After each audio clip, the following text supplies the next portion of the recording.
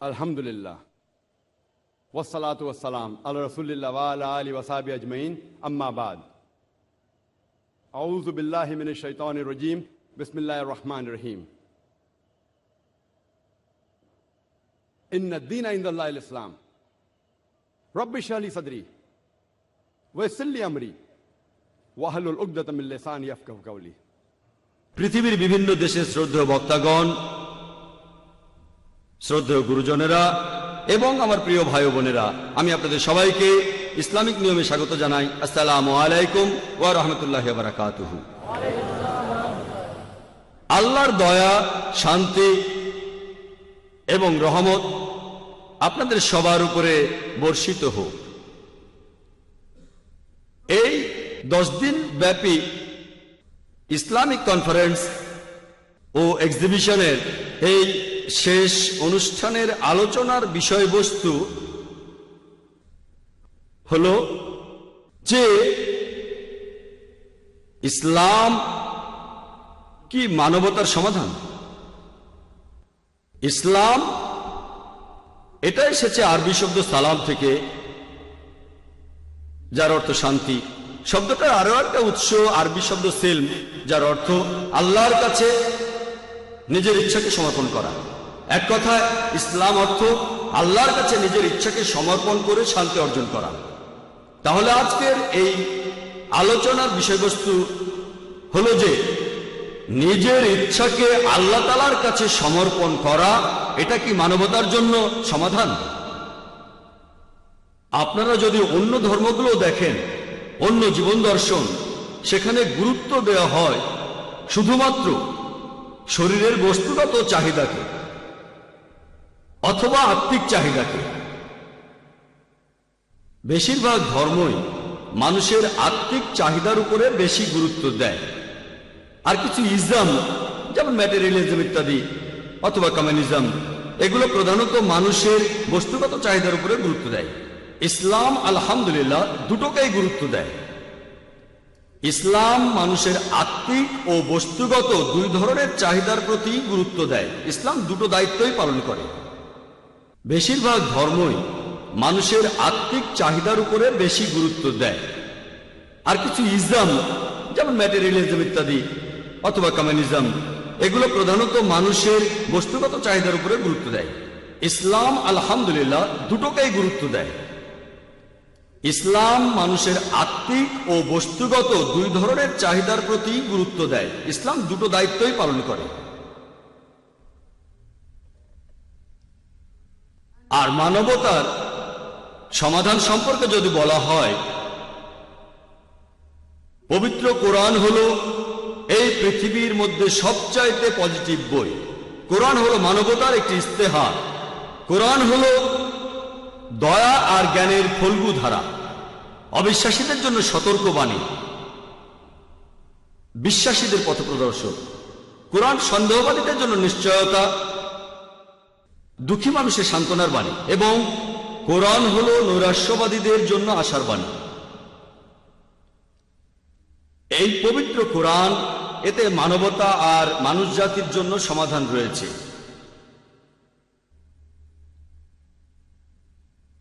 এভাবে যদি আমরা কোনো সমাধান পাই, তখন আমরা উৎস জানতে চাই, এর সত্যতা সম্পর্কে জানতে চাই।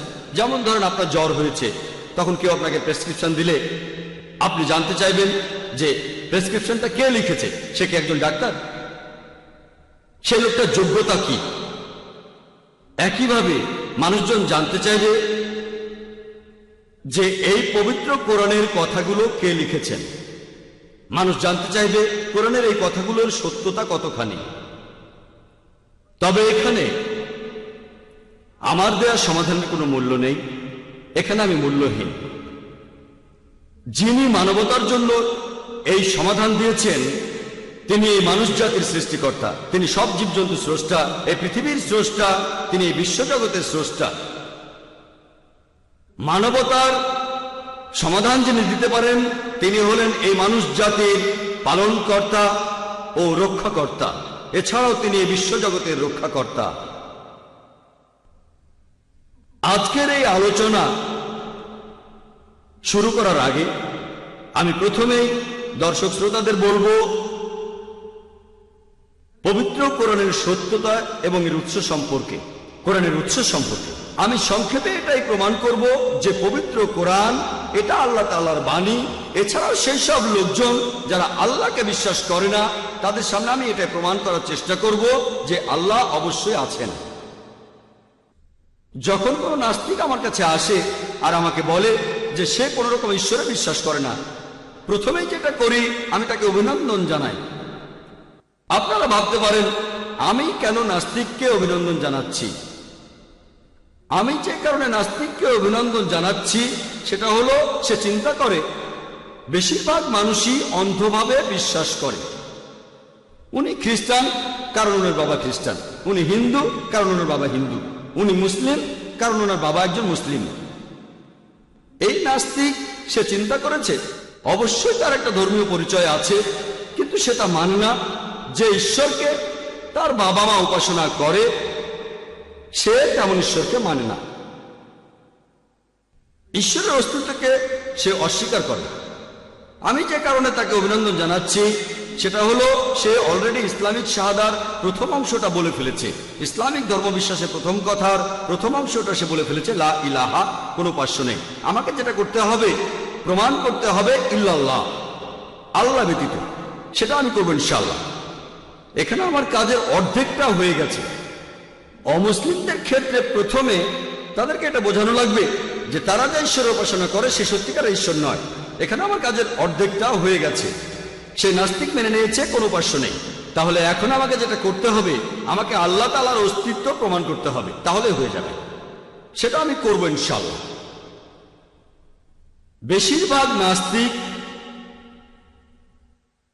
তারা ভাবে যে বিজ্ঞান হলো সবার উপরে। বর্তমানের সময়টা বিজ্ঞান আর প্রযুক্তির যুগ। তারা ভাবে যে বিজ্ঞানই সবার উপরে।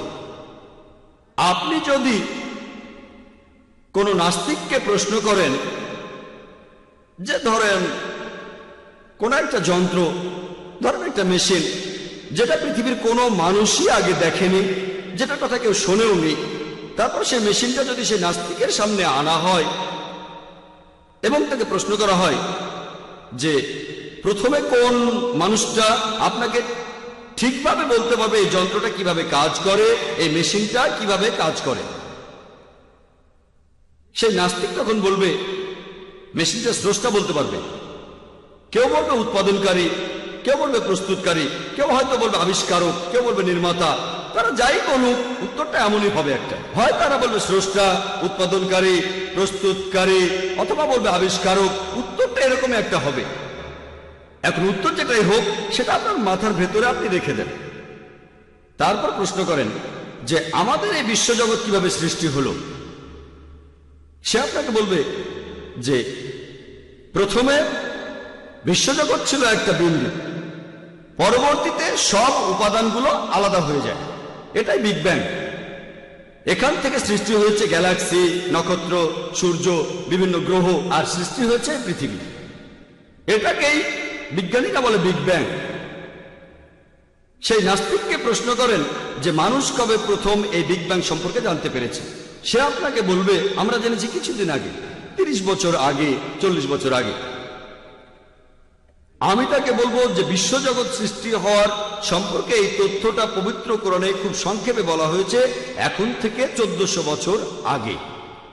পবিত্র কোরআনে সূরা আম্বিয়ার 30 নম্বর আয়াতে উল্লেখ করা হয়েছে, আওয়ালাম ইয়ারাল্লাযিনা কাফারু, অবিশ্বাসীরা কি ভেবে দেখে না, আন্নাস সামাওয়াতু ওয়াল আরদা কানাতা রাতকান ফাফাতাকনাহুমা, যে আকাশমণ্ডলী ও পৃথিবী একসাথে মিশেছিল, আমি পৃথক করে দিলাম। আপনি যে বিগ ব্যাং এর কথা বলছেন সেটা পবিত্র কোরআন এখন থেকে 1400 বছর আগেই বলেছে। এই কথা কোরআনে কে বলতে পারে? সেই নাস্তিক বলবে হতে পারে আন্দাজে লেগে গেছে। তর্ক করবেন না, বলে যান। আমাদের এই পৃথিবীর আকার কি? সে নাস্তিক বলবে যে আগেকার দিনে মানুষ ভাবত যে আমাদের এই পৃথিবী একেবারে সমতল।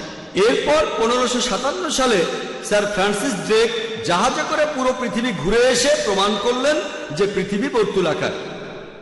বিজ্ঞান যেটা জানতে পেরেছে 1557 সালে, সেটা পবিত্র কোরআন 1400 বছর আগেই বলেছে। সূরা নাজিয়াতের 30 নম্বর আয়াতে উল্লেখ করা হয়েছে, সেখানে বলা হয়েছে ওয়াল আরদা বাদা জালিকা দাহাহা, এবং পৃথিবীকে আমি বানিয়েছি ডিমের আকৃতির মতো। আরবি শব্দ দাহাহা এর একটা অর্থ হলো বিস্তীর্ণ অথবা বিস্তৃত করা, আরেকটা অর্থ যেটা এসেছে আরবি শব্দ দুইয়া থেকে, যার অর্থ হলো ডিম। আর আমরা জানি যে আমাদের এই পৃথিবী এটা একেবারে বলের মতো গোলাকৃতির না, এটার উপরে আর নিচে চাপা এবং দুপাশ প্রসারিত। আমাদের পৃথিবী আসলে বর্তুলাকার। এই আরবি শব্দ দাহাহা এটা দিয়ে সাধারণ কোনো ডিম বোঝাচ্ছে না, এখানে বিশেষভাবে বলা হচ্ছে উট পাখির ডিমের কথা। আর আপনারা যদি কোনো উট পাখির ডিম দেখেন, এই ডিমটাও আসলে বর্তুলাকার। 1400 বছর আগে এটা কে বলতে পারেন যে আমাদের এই পৃথিবী আসলে বর্তুলাকার? সেই নাস্তিক বলতে পারে আপনাদের নবী মুহাম্মদ সাল্লাল্লাহু আলাইহি সাল্লাম খুব বুদ্ধিমান ছিলেন। তর্ক করবেন না, বলে যান চাঁদের যে আলো এটা কি তার নিজের আলো নাকি প্রতিফলিত আলো? সেই নাস্তিক তখন বলবে আগেকার দিনে মানুষ ভাবতো চাঁদের যে আলো দেখি সেটা তার নিজস্ব আলো। কিছুদিন আগে আমরা জানতে পেরেছি, 100 বছর আগে, 200 বছর আগে, 300 বছর আগে আমরা জানতে পেরেছি চাঁদের যে আলো আমরা দেখি সেটা তার নিজস্ব আলো না, প্রতিফলিত আলো। পবিত্র কোরআনে সূরা ফুরকানের 61 নম্বর আয়াতে উল্লেখ করা হয়েছে, তিনি কত মহান যিনি নবমণ্ডলে সৃষ্টি করেছেন রাশিচক্র, সেখানে স্থাপন করেছেন সূর্যকে যার আলো তার নিজস্ব, এবং চাঁদকে যার রয়েছে প্রতিফলিত আলো, ধার করা আলো। সূর্যের আরবি শব্দ শামস, সূর্যের আলোকে বলা হয় সিরাজ বা ওয়াহাজ, অর্থাৎ মশাল বা জ্বলন্ত প্রদীপ। পবিত্র কোরআনে চাঁদের আরবি শব্দটা হলো কামার, আর চাঁদের আলোকে বলা হয় মুনির বা নূর, যার অর্থ ধার করা আলো বা প্রতিফলিত আলো। কোরআনের কোথাও বলা হয়নি যে চাঁদের আলো তার নিজস্ব আলো। 1400 বছর আগে কোরআনে এই কথাগুলো কে বলতে পারেন? সেই নাস্তিক, সে হয়তো অনেকক্ষণ পরে বলতে পারে, হয়তোবা আপনাদের নবী তিনি খুবই বুদ্ধিমান ছিলেন। তর্ক করবেন না, বলে যান। আমি যখন স্কুলে ছিলাম, আমি ম্যাট্রিক পাস করেছি 1982 সালে। তখন বিজ্ঞান আর ভূগোলের বইতে পড়েছিলাম যে সূর্য প্রদক্ষিণ করে কিন্তু নিজের অক্ষের চারপাশে ঘোরে না। সেই নাস্তিক বলবে কোরআনে কি এই কথা লেখা আছে? আমি তখন বলবো না, এই কথাটা আমি পড়েছিলাম স্কুলে 25 বছরের সময় আগে, স্কুলের বইতে এটা পড়েছিলাম আমি। কিন্তু পবিত্র কোরআন এখানে বলছে, সূরা আম্বিয়ার 33 নম্বর আয়াতে উল্লেখ করা হয়েছে, ওয়াল্লাযী খালাকাল লাইলা ওয়ান নাহারা, আল্লাহ সৃষ্টি করেছেন রাত এবং দিন, ওয়া শামসা ওয়াল কামার, সূর্য এবং চাঁদ, কুল্লুন ফি ফালাকি ইয়াসবাহুন, এবং তারা প্রত্যেকেই নিজ নিজ কক্ষপথে বিচরণ করে। এখানে আরবি শব্দ ইয়াসবাহুন এর অর্থ কক্ষপথে ঘুরে বেড়ানো, অর্থাৎ সূর্য প্রদক্ষিণ করা ছাড়াও নিজ অক্ষের চারপাশেও ঘুরে বেড়ানো। আর বিজ্ঞান এখন আমাদের বলে নিজ অক্ষের চারপাশে ঘুরতে সূর্যের আনুমানিক 25 দিন লাগে। পবিত্র কোরআনে 1400 বছর আগে এই কথাগুলো কে বলতে পারেন? হয়েছে যে আমি এই আকাশকে বানিয়েছি মহা সম্প্রসারণশীল, বিশ্বজগৎ সম্প্রসারণশীল। আরবি শব্দ মুসিউন, এর অর্থ সম্প্রসারিত বিশ্বজগৎ, ক্রমবর্ধমান বিশ্বজগৎ। ইসলাম ধর্মের অনেক সমালোচক হয়তো বলবেন এটা কোনো বিশাল ব্যাপার না যে ইসলাম জ্যোতির্বিদ্যা নিয়ে কথা বলছে, কারণ সে সময় আরবরা জ্যোতির্বিদ্যায় খুবই উন্নত ছিল। আমিও তাদের সঙ্গে একমত যে আরবরা জ্যোতির্বিদ্যায় খুবই উন্নত ছিল। তবে তাদের মনে করিয়ে দেই, পবিত্র কোরআন নাজিল হওয়ার কয়েকশো বছর পরে আরবরা জ্যোতির্বিদ্যায় উন্নত হয়েছিল। তাহলে কোরআন থেকেই আরবরা জ্যোতির্বিদ্যা সম্পর্কে জেনেছিল, এর উল্টোটা হয়। এরপর হাইড্রোলজির ক্ষেত্রে তাকে প্রশ্ন করেন যে মানুষ পানিচক্র সম্পর্কে কবে জেনেছে? সে আপনাকে বলবে যে স্যার বার্নার্ড প্যালিসি 1580 সালে ইতিহাসে প্রথমবারের মতো পানিচক্রের বর্ণনা দেন। সমুদ্র হতে পানি বাষ্প হয়ে উড়ে যায়, তারপর সেটা মেঘ হয়, সেই মেঘ আকাশে ঘুরে বেড়ায়, তারপর বৃষ্টিপাত, এভাবেই পানিচক্র চলতে থাকে। এই পানিচক্র পবিত্র কোরআনে এই সম্পর্কে বিস্তারিত বলা হয়েছে 1400 বছর আগে। পবিত্র কোরআন আমাদের বলবে পানি বাষ্প হয়ে উড়ে যায়, তারপর মেঘ হয়, সেই মেঘ জড়ো লেগে আকাশে ঘুরে বেড়ায়, তারপর বৃষ্টিপাত, এভাবে পানিচক্র চলতে থাকে। পবিত্র কোরআন হাইড্রোলজি আর পানিচক্র সম্পর্কে বিস্তারিত বলেছে অনেক আয়াতেই। সূরা জুমারের 21 নম্বর আয়াতে উল্লেখ করা হয়েছে, সূরা রুমের 24 নম্বর আয়াতে উল্লেখ করা হয়েছে, সূরা মুমিনুনের 18 নম্বর আয়াতে উল্লেখ করা হয়েছে, সূরা হিজরের 22 নম্বর আয়াতে উল্লেখ করা হয়েছে, সূরা নূরের 43 নম্বর আয়াতে উল্লেখ করা হয়েছে, সূরা রুমের 48 নম্বর আয়াতে উল্লেখ করা হয়েছে, সূরা আরাফের 57 নম্বর আয়াতে উল্লেখ করা হয়েছে, সূরা রাদের 17 নম্বর আয়াতে উল্লেখ করা হয়েছে, সূরা ফুরকানের 48-49 নম্বর আয়াতে উল্লেখ করা হয়েছে, সূরা ফাতিরের 9 নম্বর আয়াতে উল্লেখ করা হয়েছে, সূরা ইয়াসিনের 34 নম্বর আয়াতে উল্লেখ করা হয়েছে, সূরা জাসিয়ার 5 নম্বর আয়াতে উল্লেখ করা হয়েছে, সূরা কাফের 9 ও 10 নম্বর আয়াতে উল্লেখ করা হয়েছে, সূরা ওয়াকিয়ার 68 থেকে 70 নম্বর আয়াতে উল্লেখ করা হয়েছে, সূরা মুলকের 30 নম্বর আয়াতে উল্লেখ করা হয়েছে, সূরা তারিকের 11 নম্বর আয়াতে উল্লেখ করা হয়েছে। এভাবে আমি সারাদিন ধরে শুধু রেফারেন্সগুলোই বলে যেতে পারি। পবিত্র কোরআনে পানিচক্র সম্পর্কে বিস্তারিতভাবে বলা হয়েছে। পবিত্র কোরআনে এই কথাগুলো কে বলতে পারেন 1400 বছর আগে? আপনি কিন্তু থামবেন না, বলে যান। কোরআন এরপরে বলেছে ভূবিদ্যা সম্পর্কে, যে পাহাড় পর্বত এগুলো কিলকের মতো, যাতে করে পৃথিবী ঢলে না পড়ে। পবিত্র কোরআনে সূরা নাবার 6 ও 7 নম্বর আয়াতে একথা বলা হয়েছে। এরপরে কোরআন বলছে সমুদ্রবিদ্যা সম্পর্কে। আমরা জানি যে পানি দুই প্রকার, নোনা আর মিষ্টি, কিন্তু কোরআনে এই সম্পর্কে আরো বলা হয়েছে। সূরা ফুরকানের 53 নম্বর আয়াতে উল্লেখ করা হয়েছে, আল্লাহ তাআলা দুই দরিয়াকে মিলিতভাবে প্রবাহিত করেছেন, একটা মিষ্ট ও সুপেয়, আর অন্যটা সেটা নোনা ও খর। তারা মিলিত হলেও মিশে যায় না, তাদের মধ্যে রয়েছে এক অনতিক্রম্য ব্যবধান। এখন আমরা জানি যে এই বারজাক পবিত্র কোরআন যেটা বলছে, বর্তমানে যারা সমুদ্রবিদ্যা নিয়ে পড়াশোনা করেছেন তারা বলেন এটা হলো একটা অদৃশ্য অন্তরাল। কোরআন এরপরে বলেছে জীববিদ্যা সম্পর্কে। সূরা আম্বিয়া 30 নম্বর আয়াতে উল্লেখ করা হয়েছে, ওয়া জাআলনা মিনাল মাইয়ি কুল্লা শাইইন হাই, প্রাণবান সবকিছু সৃষ্টি করলাম পানি থেকে। 1400 বছর আগে আরবের সেই মরুভূমিতে একথা কে বলতে পারে, যেখানে পানির প্রচন্ড অভাব, যে প্রাণবান সবকিছু সৃষ্টি করলাম পানি থেকে? আর এখন বিজ্ঞান সেটা প্রমাণ করেছে। এরপর উদ্ভিদবিদ্যার ক্ষেত্রে পবিত্র কোরআনে সূরা তাহার 53 নম্বর আয়াতে উল্লেখ করা হয়েছে যে আমি উদ্ভিদদের সৃষ্টি করেছি জোড়ায় জোড়ায়, পুরুষ এবং স্ত্রী। এটা আমরা আগে জানতাম না যে গাছপালারও লিঙ্গ থাকে। পবিত্র কোরআনে সূরা রাদের 3 নম্বর আয়াতে উল্লেখ করা হয়েছে তিনি প্রত্যেকটা ফল সৃষ্টি করেছেন জোড়ায় জোড়ায়। এরপরে প্রাণীবিদ্যার ক্ষেত্রে দেখবেন কোরআন বলছে, সূরা আনামের 38 নম্বর আয়াতে উল্লেখ করা হয়েছে যে বিভিন্ন পশু এবং পাখি তারাও মানুষের মতো সম্প্রদায়। বিজ্ঞান এটা জানতে পেরেছে কিছুদিন আগে।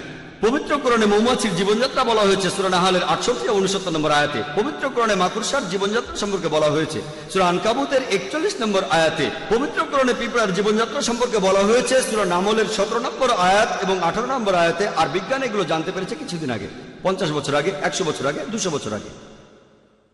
এরপর মেডিসিনের ক্ষেত্রে দেখবেন পবিত্র কোরআনে সূরা নাহলের 68 নম্বর ও 69 নম্বর আয়াতে বলা হয়েছে যে আমি মানুষকে দান করি বিভিন্ন রঙের এক পানীয়, যেটা নির্গত হয় মৌমাছির পেট থেকে, যেটাতে মানুষের জন্য রয়েছে আরোগ্য। আমাদের বিজ্ঞান কিছুদিন আগে জানতে পেরেছে যে মধু উৎপন্ন হয় মৌমাছির পেটে, আর এই মধুর মধ্যে কিছু অ্যান্টিসেপটিক বৈশিষ্ট্য আছে, তাই যুদ্ধে রাশিয়ান সৈন্যরা তাদের ক্ষতস্থানে মধুর প্রলেপ দিত। আমরা জেনেছি কিছুদিন আগে। এরপরে শরীরবিদ্যার ক্ষেত্রে পবিত্র কোরআন সংক্ষেপে গবাদি পশুর রক্ত চলাচল ও দুধ উৎপাদন সম্পর্কে বলেছে সূরা নাহলের 66 নম্বর আয়াতে কথা বলা হয়েছে। এরপর জেনেটিক্সের ক্ষেত্রে পবিত্র কোরআনে সূরা নাজমের 45 ও 46 নম্বর আয়াতে উল্লেখ করা হয়েছে। এছাড়াও কোরআনে সূরা কিয়ামার 37 থেকে 39 নম্বর আয়াতে উল্লেখ করা হয়েছে পুরুষের স্খলিত শুক্রবিন্দুই সন্তানের লিঙ্গ নির্ধারণ করে, যেটা আমরা জানতে পেরেছি কিছুদিন আগে। পবিত্র কোরআন ভ্রূণবিদ্যা সম্পর্কে বিস্তারিতভাবে বলেছে। সূরা আলাকের 1 নম্বর আয়াতে উল্লেখ করা হয়েছে তিনি মানুষকে সৃষ্টি করেছেন আলাক থেকে, জোকের মতো কোনো বস্তু যেটা কোথাও ঝুলে থাকে। এছাড়াও এটার আরেকটা অর্থ হলো রক্তপিণ্ড। পবিত্র কোরআন মানব ভ্রূণের বিভিন্ন স্তর বর্ণনা করেছে বিস্তারিত, যেটা বিজ্ঞান জানতে পেরেছে কিছুদিন আগে। সূরা মুমিনুনের 12 থেকে 14 নম্বর আয়াতে উল্লেখ আছে। আমি এরকম আরো কয়েকটা উদাহরণ দেব। সাধারণত অবিশ্বাসীরা এটা বলে থাকে আল্লাহ এটা কিভাবে করবেন, আমরা মরে গেলে আমাদের সবার দেহ তো মাটির সাথে মিশে যাবে, তাহলে আল্লাহ তাআলা আমাদের আবার কিভাবে জীবিত করবেন? সব হাড়গোড় তো ধুলো হয়ে গেছে, তাহলে কিয়ামতের দিন আল্লাহ কিভাবে আমাদের হাড়গোড়কে একত্রিত করবেন? আর আল্লাহ বলেছেন সূরা কিয়ামার 3 ও 4 নম্বর আয়াতে উল্লেখ করা হয়েছে যে তিনি শুধু অস্থিগুলোকে একত্রিত করবেন তা নয়, বস্তুত তিনি প্রত্যেক মানুষের আঙ্গুলের অগ্রভাগ পর্যন্ত পুনর্বিন্যস্ত করবেন। আপনারা জানেন যে 1980 সালে sir Francis gold fingerprinting method আবিষ্কার করেন আর বলেন যে লাখ লাখ মানুষের মধ্যেও দুইজনের হাতের আঙ্গুলের ছাপ, এমনকি লাখ লাখ লোকের মধ্যেও দুইজনের আঙ্গুলের ছাপ মিলবে না। দেখবেন যে সিআইএ, পুলিশ, সিআইডি, এফবিআই তারা অপরাধীদের ধরার জন্য ফিঙ্গারপ্রিন্টিং মেথড ব্যবহার করে। কোরআন 1400 বছর আগে বলেছেন তিনি শুধু অস্থিকে একত্রিত করবেন না, তিনি প্রত্যেক মানুষের আঙ্গুলের অগ্রভাগও পুনর্বিন্যস্ত করবেন। এবার সেই নাস্তিককে প্রশ্ন করেন যে কোরআনে এই কথাগুলো কে বলতে পারেন? একমাত্র যে উত্তরটা সে দিতে পারে, যে বলতে পারেন স্রষ্টা অথবা উৎপাদনকারী অথবা আবিষ্কারক অথবা নির্মাতা অথবা প্রস্তুতকারী। এই স্রষ্টা, এই উৎপাদনকারী, এই আবিষ্কারক, এই নির্মাতা, এই প্রস্তুতকারী, মুসলিমরা আমরা তাকে বলি আল্লাহ।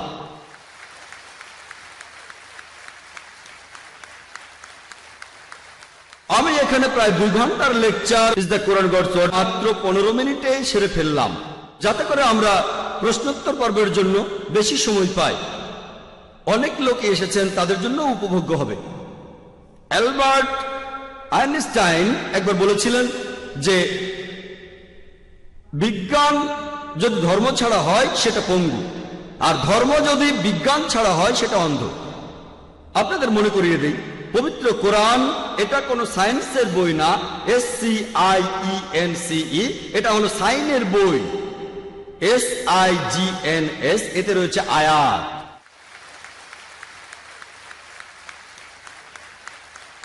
আর পবিত্র কোরআনে 6000-এরও বেশি এরকম সাইন আছে, 6000-এরও বেশি আয়াত, যার মধ্যে 1000-এরও বেশি আয়াত সায়েন্সের ব্যাপারে বলেছে। আমি কিন্তু এখানে বিজ্ঞান আর প্রযুক্তির সাহায্যে পবিত্র কোরআনের সত্যতা প্রমাণ করছি না। মুসলিমদের কাছে পবিত্র কোরআনই সবার উপরে, তবে অমুসলিমের কাছে, কোন নাস্তিকের কাছে, তার কাছে বিজ্ঞান সবার উপরে। আমি তাদের বিজ্ঞানের সাথে আমাদের কোরআনকে তুলনা করছি আর প্রমাণ করছি যে আপনাদের বিজ্ঞান যেটা বলেছে কিছুদিন আগে, 50 বছর আগে, 100 বছর আগে, 200 বছর আগে, আমাদের এই পবিত্র কোরআন একথা বলেছে 1400 বছর আগে। আর সেজন্যই এখন বিজ্ঞান ঈশ্বরকে বাতিল করে দিচ্ছে না, ঈশ্বরের বিভিন্ন ধারণাকে বাতিল করে দিচ্ছে। লা ইলাহা ইল্লাল্লাহ, এই পবিত্র কোরআন, এতে পুরো মানুষ জাতির সব সমস্যার সমাধান রয়েছে। আর এর লেখক হলেন স্রষ্টা, রক্ষাকর্তা, পালনকর্তা পুরো মানুষ জাতির আর পুরো বিশ্ব জগতের।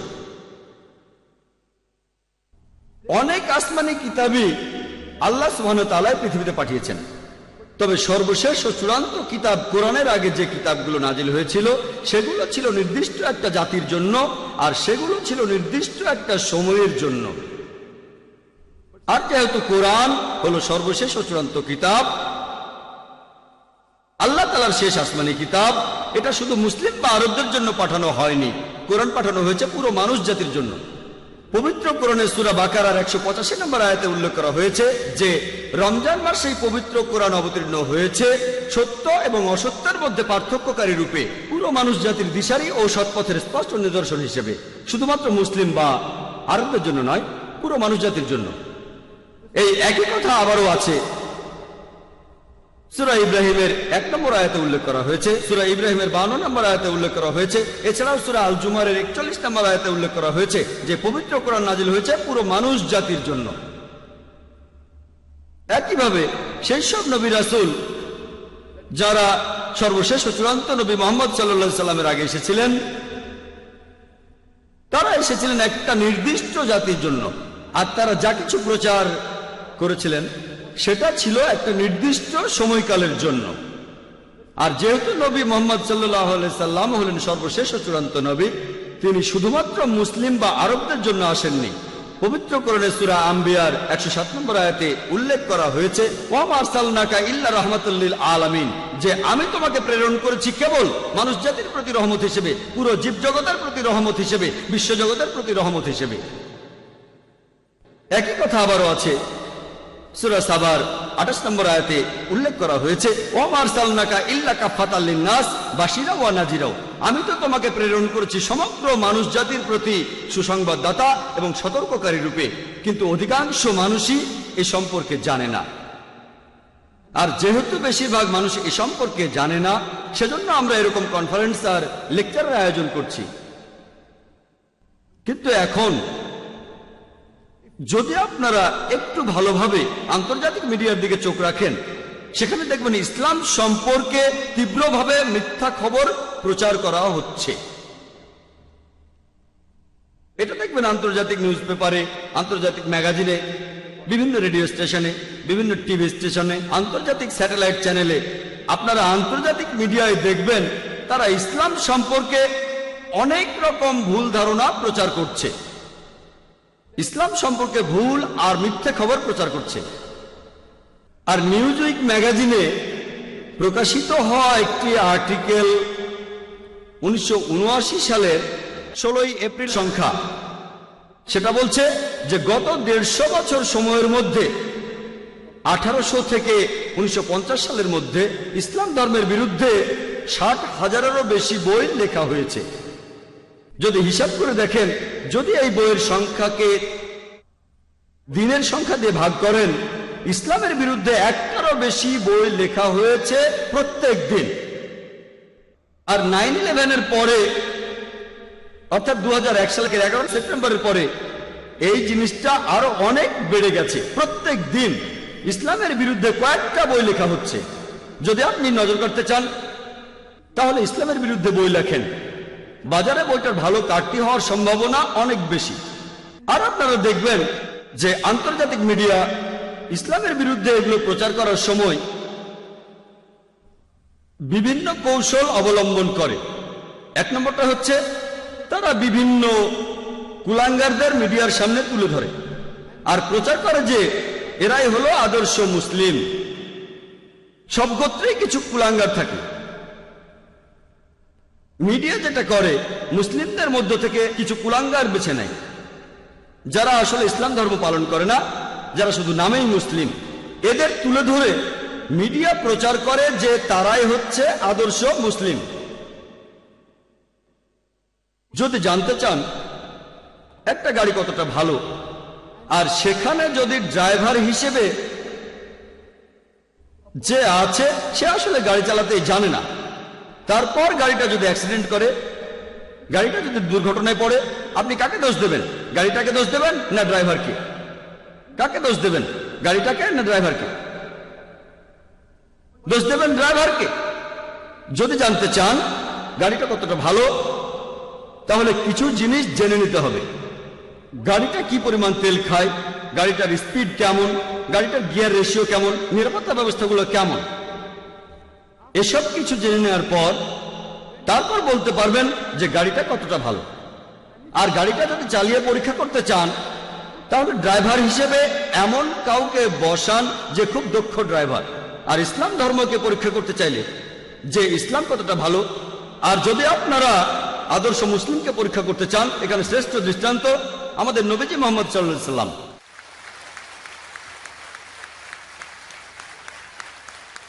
তার দৃষ্টান্তগুলো দেখেন, নবীজির জীবন কাহিনী পড়েন, তাহলে নিশ্চিত হবেন,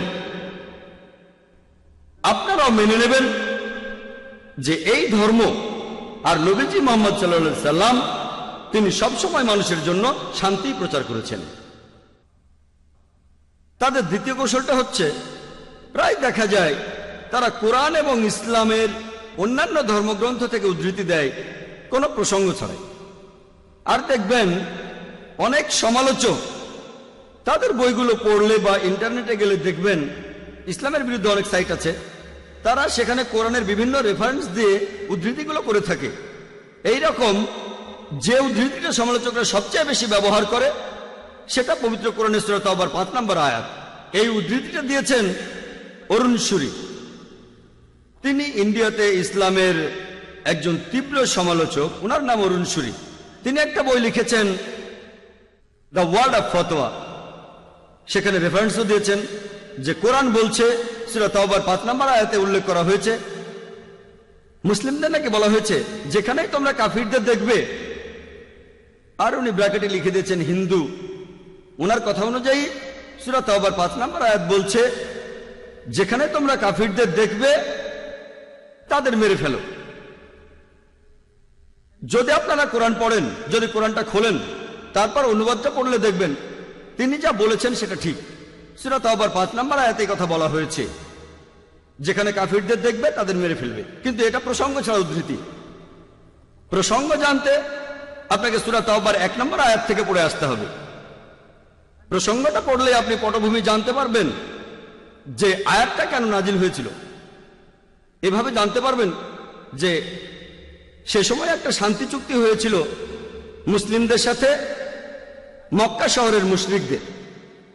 এর কিছুদিন পরে মক্কার মুশরিকরা এই শান্তি চুক্তির শর্তগুলো ভঙ্গ করল। যখন মক্কার মুশরিকরা এই শান্তি চুক্তির শর্তগুলো ভঙ্গ করল, আল্লাহ সুবহানাহু ওয়া তাআলা তখন পবিত্র কোরআনে সূরা তাওবার 2 নম্বর আয়াতের মাধ্যমে জানালেন যে তিনি সেখানে 4 মাসের সময় দিলেন। নিষ্পত্তি না হলে তখন যুদ্ধের ঘোষণা দেওয়া হবে। আর সূরা তাওবার 5 নম্বর আয়াতে বলা হয়েছে যে সেই নিষিদ্ধ 4 মাসের পরে মুসলিমদের বলা হচ্ছে তোমরা যুদ্ধ করো, হত্যা করো পৌত্তলিকদের, অর্থাৎ তোমাদের শত্রুদের। যেখানে তাদের পাবে তাদের বিরুদ্ধে যুদ্ধের সর্বাত্মক প্রস্তুতি নিয়ে তৈরি থাকো। তাহলে প্রসঙ্গ পড়লে জানতে পারি এই আয়াতটা নাজিল হয়েছিল যুদ্ধের সময়। যে যুদ্ধের ময়দানে শান্তি চুক্তির শর্ত ভেঙে শত্রুরা যখন যুদ্ধ করতে আসে তখন ভয় পেও না, যুদ্ধ করো আর তাদের দেখলে হত্যা করো। দেখবেন যে কোনো আর্মি জেনারেল যুদ্ধের ময়দানে সৈন্যদের মনোবল বাড়ানোর জন্য সবাইকে যুদ্ধ করতে বলবেন। ধরেন আমেরিকা আর ভিয়েতনামের মধ্যে যখন যুদ্ধ চলছিল, তখন আমেরিকার কোনো আর্মি জেনারেল যদি তিনি বলেন যেখানেই তোমরা ভিয়েতনামীদের দেখবে তাদের মেরে ফেলো, এটা বলেছেন সেই সময়ের জন্য। কিন্তু আমি যদি প্রসঙ্গ ছাড়াই উদ্ধৃতিটা দিয়ে বলি যে আজকে আমেরিকার এক আর্মি জেনারেল বলছে যেখানেই তোমরা ভিয়েতনামীদের দেখবে তাদের মেরে ফেলো, আমার কথাটা শোনাবে কষায়ের মতো। মনোবল বাড়ানোর জন্য বলা হয়েছে।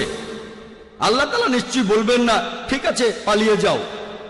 মনোবল বাড়ানোর জন্য তিনি মুসলিমদের বলেছেন যুদ্ধ করো। এটা হলো মিথ্যার বিরুদ্ধে সত্যের যুদ্ধ। এরকম কথা আপনারা বাইবেলও দেখবেন। বাইবেলের গসপেল অফ ম্যাথিউতে দেখবেন, হিন্দু ধর্মগ্রন্থগুলোতে দেখবেন, ভগবদ গীতা, পুরো ভগবদ গীতা যুদ্ধ নিয়েই কথা বলেছে।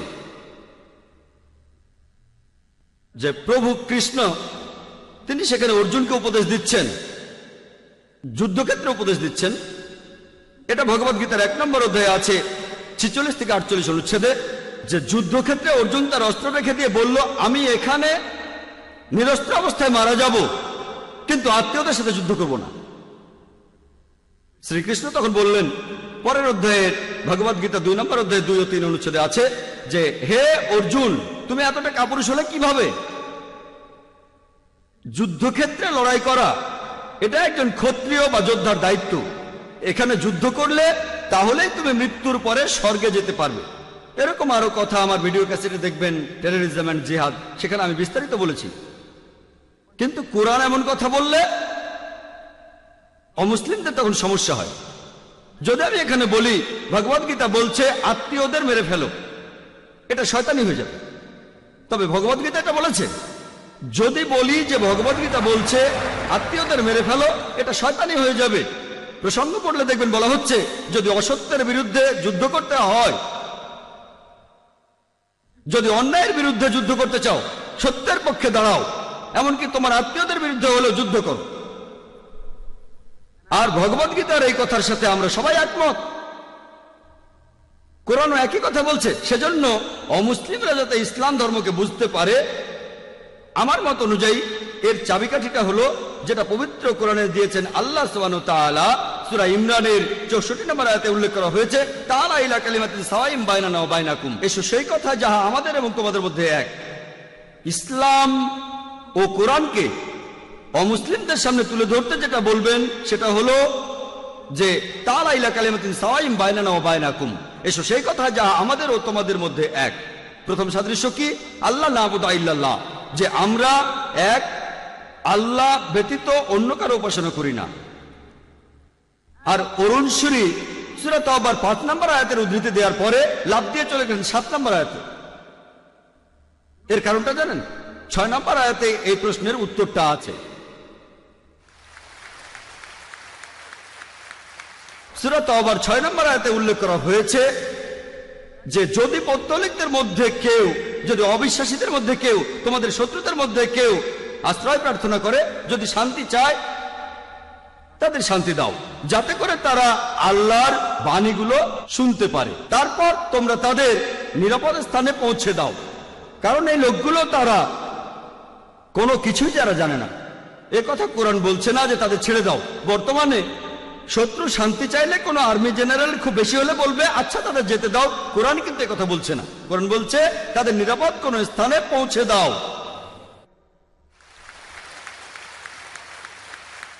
কয়েক মাস আগে একটা লেকচারে আমি এই কথাটা বলেছি। সেখানে এক অমুসলিম ভাই আমাকে বললেন, ভাই জাকির, আপনিও তো প্রসঙ্গ ছাড়া বলছেন, আপনি তো সূরা তাওবার 5 নম্বর আয়াতের পুরোটা বললেন না। পুরো আয়াতটা বলছে মুসলিমদের যে যুদ্ধক্ষেত্রে কাফিরদের দেখলে হত্যা করা, মেরে ফেলবে, আর যুদ্ধের সর্বাত্মক প্রস্তুতি নিয়ে তৈরি থাকবে। এরপর সেখানে বলা হয়েছে কিন্তু যদি তারা তওবা করে, আর যদি তারা নামাজ পড়ে, সালাত কায়েম করে, আর যাকাত দেয়, তাহলে তাদের ছেড়ে দাও, কারণ আল্লাহ অনেক ক্ষমাশীল, পরম দয়ালু। তিনি বললেন, বলা হয়েছে শুধুমাত্র তারা ইসলাম গ্রহণ করলে তাদেরকে ছেড়ে দাও। অনেক সময় ব্যাখ্যা করাটা কঠিন, হয়তো কয়েক ঘন্টা সময় লেগে যেতে পারে। যদি সবাই বলেন আমি একজন ম্যারাথন স্পিকার, আমি তখন সেই ভাইকে বললাম আরো কিছুটা ব্যাখ্যা করার সুযোগ দিলেন বলে ধন্যবাদ। সূরা তাওবার 5 নম্বর আয়াতে বলা হয়েছে যে অবিশ্বাসীরা যদি তওবা করে আর সালাত কায়েম করে এবং যাকাত দেয়, অর্থাৎ সে যদি মুসলিম হয়ে যায়, তাহলে তাকে ছেড়ে দাও। তারা মুসলিম হয়ে গেলে তাদের ছেড়ে দাও। কিন্তু 6 নম্বর আয়াত বলছে যদি সেই অবিশ্বাসীরা আশ্রয় প্রার্থনা করে, শান্তি চায়, তাদের শুধু ছেড়েই দিও না, নিরাপদ কোন স্থানে পৌঁছে দাও। তারা মুসলিম হয়ে গেলে তাদের ছেড়ে দাও। কিন্তু যদি সে ইসলাম গ্রহণ না করে আর শান্তি চায়,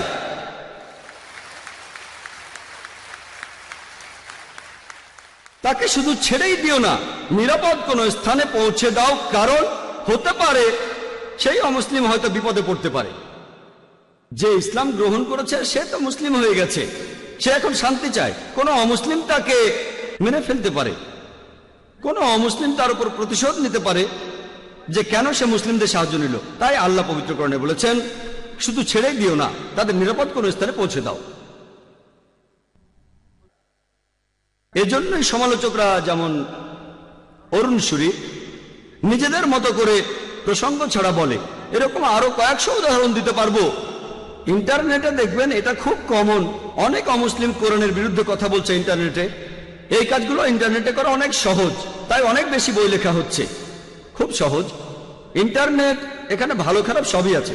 প্রথমে যখন শুরু হয়েছিল ইসলামের পক্ষের চেয়ে বিপক্ষের ওয়েবসাইটই বেশি ছিল। এখন মুসলিমরা উত্তর দিচ্ছে, এখন ইসলামের পক্ষেও সাইট আছে। তবে কোরআনের বিরুদ্ধে বিভিন্ন অভিযোগগুলো জানতে আপনাকে অনেক বিশেষজ্ঞ হতে হবে না, আর উত্তর দেওয়াটাও কঠিন। একটা উত্তর দিলে আরো প্রশ্ন আসতে থাকে, সেজন্য আমরা উন্মুক্ত প্রশ্নোত্তরের আয়োজন করেছি। তাহলে দ্বিতীয় কৌশলটা হচ্ছে তারা প্রসঙ্গ ছাড়াই কোরআন ও ইসলামিক বিভিন্ন গ্রন্থের উদ্ধৃতি দেয়। তৃতীয় কৌশল, তারা ইসলাম সম্পর্কে এমন কিছু বলে যেটা আসলে ইসলামেই নেই, ইসলাম ধর্মে সেটার কোনো অস্তিত্ব নেই। যেমন ধরেন, অনেক সমালোচক বলেন যে ইসলাম হচ্ছে একটা অবৈজ্ঞানিক ধর্ম। আমাদের হাতে সময় কম, তাই আপনাদের সামনে মাত্র একটা উদাহরণ দিচ্ছি। এখন ইন্ডিয়ায় খুব কথা শোনা যাচ্ছে বাংলাদেশের বিখ্যাত একজন লেখিকা তাসলিমা নাসরিনকে নিয়ে। তিনি বলেছেন যে কোরআনে নাকি বলা হয়েছে যে সূর্য পৃথিবীর চারপাশে প্রদক্ষিণ করে, আর এরকম কাল্পনিক বইয়ে বিশ্বাস করলে মুসলিমরা কিভাবে সামনের দিকে এগোবে।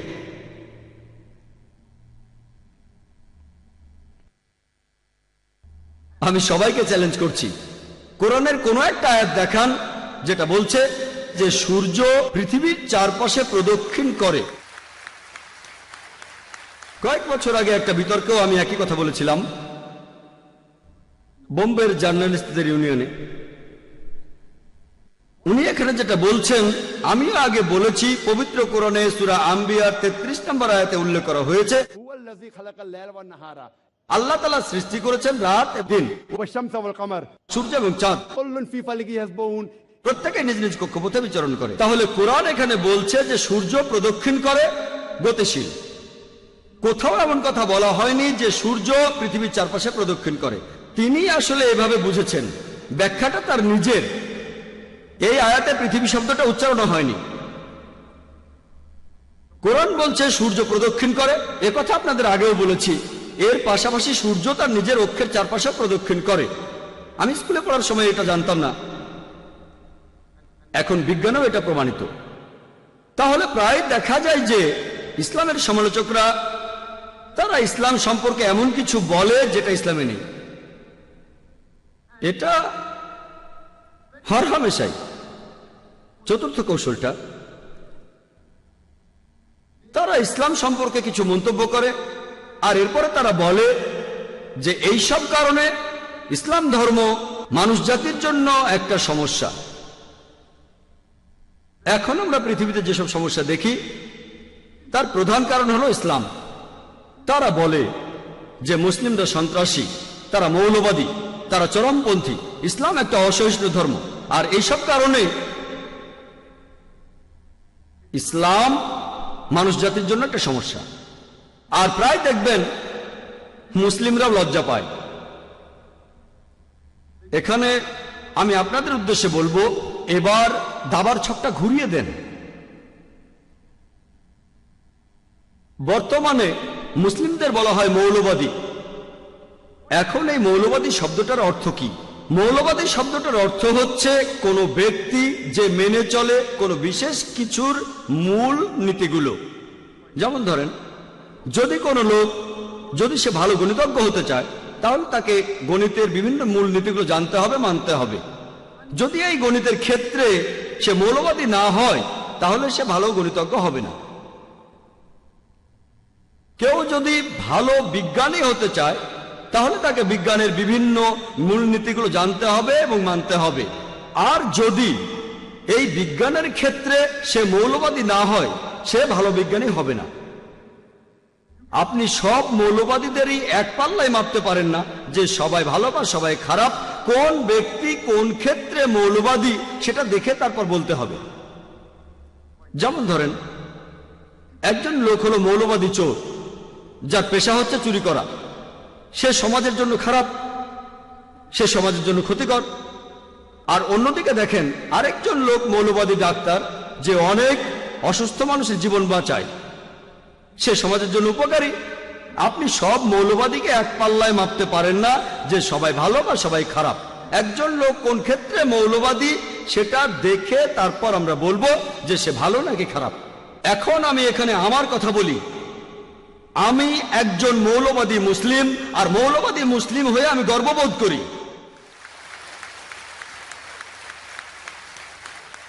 কারণ আমি ইসলামের সব মূলনীতিগুলো জেনে মেনে চলার চেষ্টা করি। আর আমি জানি ইসলাম ধর্মে এমন একটা নীতিও নেই, ইসলামে এমন একটা কথাও নেই যেটা সামগ্রিকভাবে মানবতার বিরুদ্ধে কথা বলে। ইসলামে এমন কিছু দিক থাকতে পারে যেগুলো দেখে অমুসলিমরা ভাবতে পারে এটা তো মানবতার বিরুদ্ধে, কিন্তু আপনি যদি তাদের বুঝিয়ে বলেন, ব্যাখ্যা করেন ব্যাপারটা আসলে এই, তাহলে এমন কোনো মানুষ পাবেন না যে নিরপেক্ষ। সে ইসলাম ধর্মে এমন কিছুই পাবে না যেটা সামগ্রিকভাবে মানবতার বিরুদ্ধে। আর এই মৌলবাদী শব্দটা প্রথম ব্যবহার করা হয়েছিল ওয়েবস্টার ডিকশনারি অনুযায়ী 20 শতাব্দীর শুরুর দিকে আমেরিকার প্রোটেস্ট্যান্ট খ্রিস্টানদেরকে বোঝাতে। তাহলে শব্দটা প্রথম ব্যবহার করা হয়েছিল আমেরিকানদের উদ্দেশ্যে, প্রোটেস্ট্যান্ট খ্রিস্টানদের উদ্দেশ্যে, কারণ তারা চার্চের বিরুদ্ধে প্রোটেস্ট করেছিল। চার্চ বিশ্বাস করে পবিত্র বাইবেলের কথাগুলো ঈশ্বরের বাণী। এই প্রোটেস্ট্যান্ট খ্রিস্টানরা তারা বলেছিল শুধু বাইবেলের কথাগুলো ঈশ্বরের বাণী নয়, বাইবেলের প্রত্যেকটা অক্ষর ঈশ্বরের কাছ থেকে এসেছে। যদি কেউ প্রমাণ করে যে বাইবেলের প্রত্যেকটা অক্ষর ঈশ্বরের কাছ থেকে এসেছে, এই মৌলবাদী আন্দোলনটা ভালো। আর অন্যদিকে কেউ যদি প্রমাণ করে যে বাইবেলের প্রত্যেকটা অক্ষর ঈশ্বরের কাছ থেকে আসেনি, তাহলে সেই আন্দোলনটা ভালো আন্দোলন নয়। আমরা অক্সফোর্ড ডিকশনারি খুললে দেখব সেখানে আছে মৌলবাদী হচ্ছে সেই লোক যে খুব কঠোরভাবে কোন ধর্মের প্রাচীন নিয়মগুলো মেনে চলে। কিন্তু এরপরে আমি অক্সফোর্ড ডিকশনারির নতুন এডিশনটা দেখেছি, একটা পরিবর্তন আছে। এটা বলছে যে মৌলবাদী হলো সেই লোক যে খুব কঠোরভাবে কোন ধর্মের প্রাচীন নিয়মগুলো মেনে চলে, বিশেষ করে ইসলাম। এ কথাটা ডিকশনারিটার নতুন এডিশনে জুড়ে দেওয়া হয়েছে। যখনই কোন মুসলিমকে দেখবেন আপনার মনে হবে মৌলবাদী,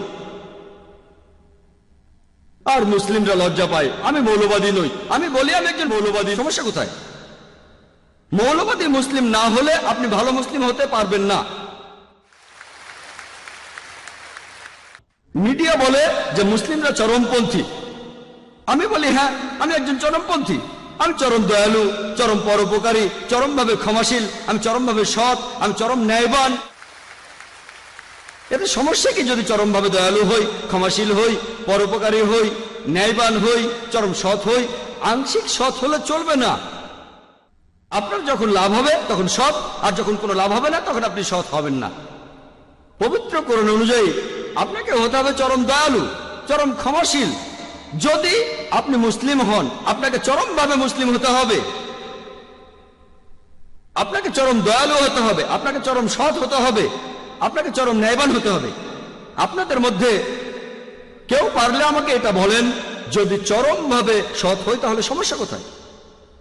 আপনাকে সঠিক ক্ষেত্রে মৌলবাদী হতে হবে। মুসলিমদের লজ্জা পাওয়া উচিত না যে না না আমি তো আধুনিক মুসলিম।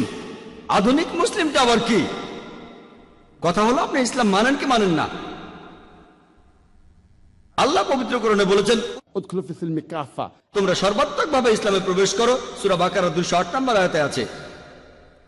আংশিকভাবে ইসলাম ধর্ম পালন করতে পারবেন না, পুরোপুরি ন্যায়বান হতে হবে পুরোপুরি সৎ, চরমভাবে সৎ। বর্তমানে আন্তর্জাতিক মিডিয়ায় বলা হয় যে মুসলিমরা সন্ত্রাসী। আমি বলি, ব্যাখ্যা দিচ্ছি যে প্রত্যেক মুসলিমের সন্ত্রাসী হওয়া উচিত। এই সন্ত্রাসী শব্দটার অর্থ আসলে কি? সন্ত্রাসী এই শব্দের অর্থ যে মানুষ ত্রাস সৃষ্টি করে। যখনই কোনো অপরাধী কোনো পুলিশকে দেখে সে ভয় পেয়ে যায়, তাহলে সেই অপরাধীর জন্য পুলিশ হলো সন্ত্রাসী। একইভাবে প্রত্যেক মুসলিমই অপরাধীদের সামনে সন্ত্রাসী হবে। যখনই অপরাধীরা কোনো মুসলিমকে দেখবে তারা ভয় পেয়ে যাবে। যখনই চোর ডাকাত মুসলিমকে দেখবে ভয় পেয়ে যাবে। যখনই ধর্ষক কোনো মুসলিমকে দেখবে ভয় পেয়ে যাবে। যদি প্রত্যেক মুসলিম এভাবে সঠিক পথে সন্ত্রাসী হতে পারে, অপরাধীরা যদি ভয় পায়, তখন আপনারা মানুষ জাতির সমাধানটা পাবেন। যদি প্রত্যেক মুসলিম, যদি সবাই মৌলবাদী মুসলিম হয়, যদি ইসলামের মূলনীতিগুলো মেনে চলে, তাহলে মানুষ জাতির সমস্যাগুলোর সমাধান হয়ে যাবে। যদি প্রত্যেকই চরমপন্থী মুসলিম হয়, চরম দয়ালু, চরম পরোপকারী, চরমভাবে সৎ, চরম ন্যায়বান, তাহলে মানুষের সমস্যাগুলোর সমাধান হয়ে যাবে। প্রায় দেখবেন যে দুটো আলাদা লেভেল দেয়া হচ্ছে মাত্র একজন লোককে একই কাজের জন্য। যেমন ধরেন 60 বছর আগে, 70 বছর আগে অনেক ইন্ডিয়ানই ছিলেন যারা দেশের স্বাধীনতার জন্য যুদ্ধ করেছিলেন। তখন ব্রিটিশরা ইন্ডিয়া শাসন করত। এই ইন্ডিয়ানদের তখন ব্রিটিশ সরকার নাম দিয়েছিল সন্ত্রাসী। কিন্তু একই মানুষকে একই কাজের জন্য আমরা ইন্ডিয়ানরা তাদের বলে থাকি তারা মুক্তিযোদ্ধা, দেশপ্রেমিক। একই মানুষ, একই কাজ, দুটো আলাদা লেভেল। যদি ব্রিটিশ সরকারের দৃষ্টিভঙ্গিটা মেনে নেন যে ইন্ডিয়া শাসন করার অধিকার তাদের আছে, তাহলে এই মানুষগুলোকে আপনি বলবেন সন্ত্রাসী।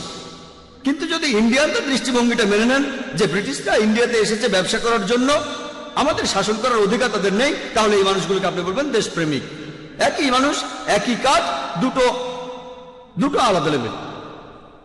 ইতিহাসে এরকম আরো উদাহরণ আছে অনেক।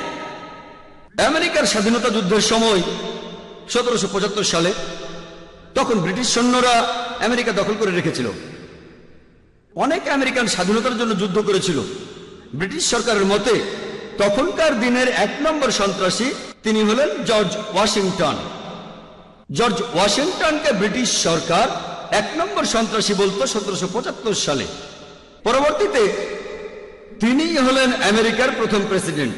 চিন্তা করেন, 1 নম্বর সন্ত্রাসী তিনি হলেন আমেরিকার প্রেসিডেন্ট। আর তিনি আমেরিকার সব প্রেসিডেন্টের গডফাদার, জর্জ বুশেরও।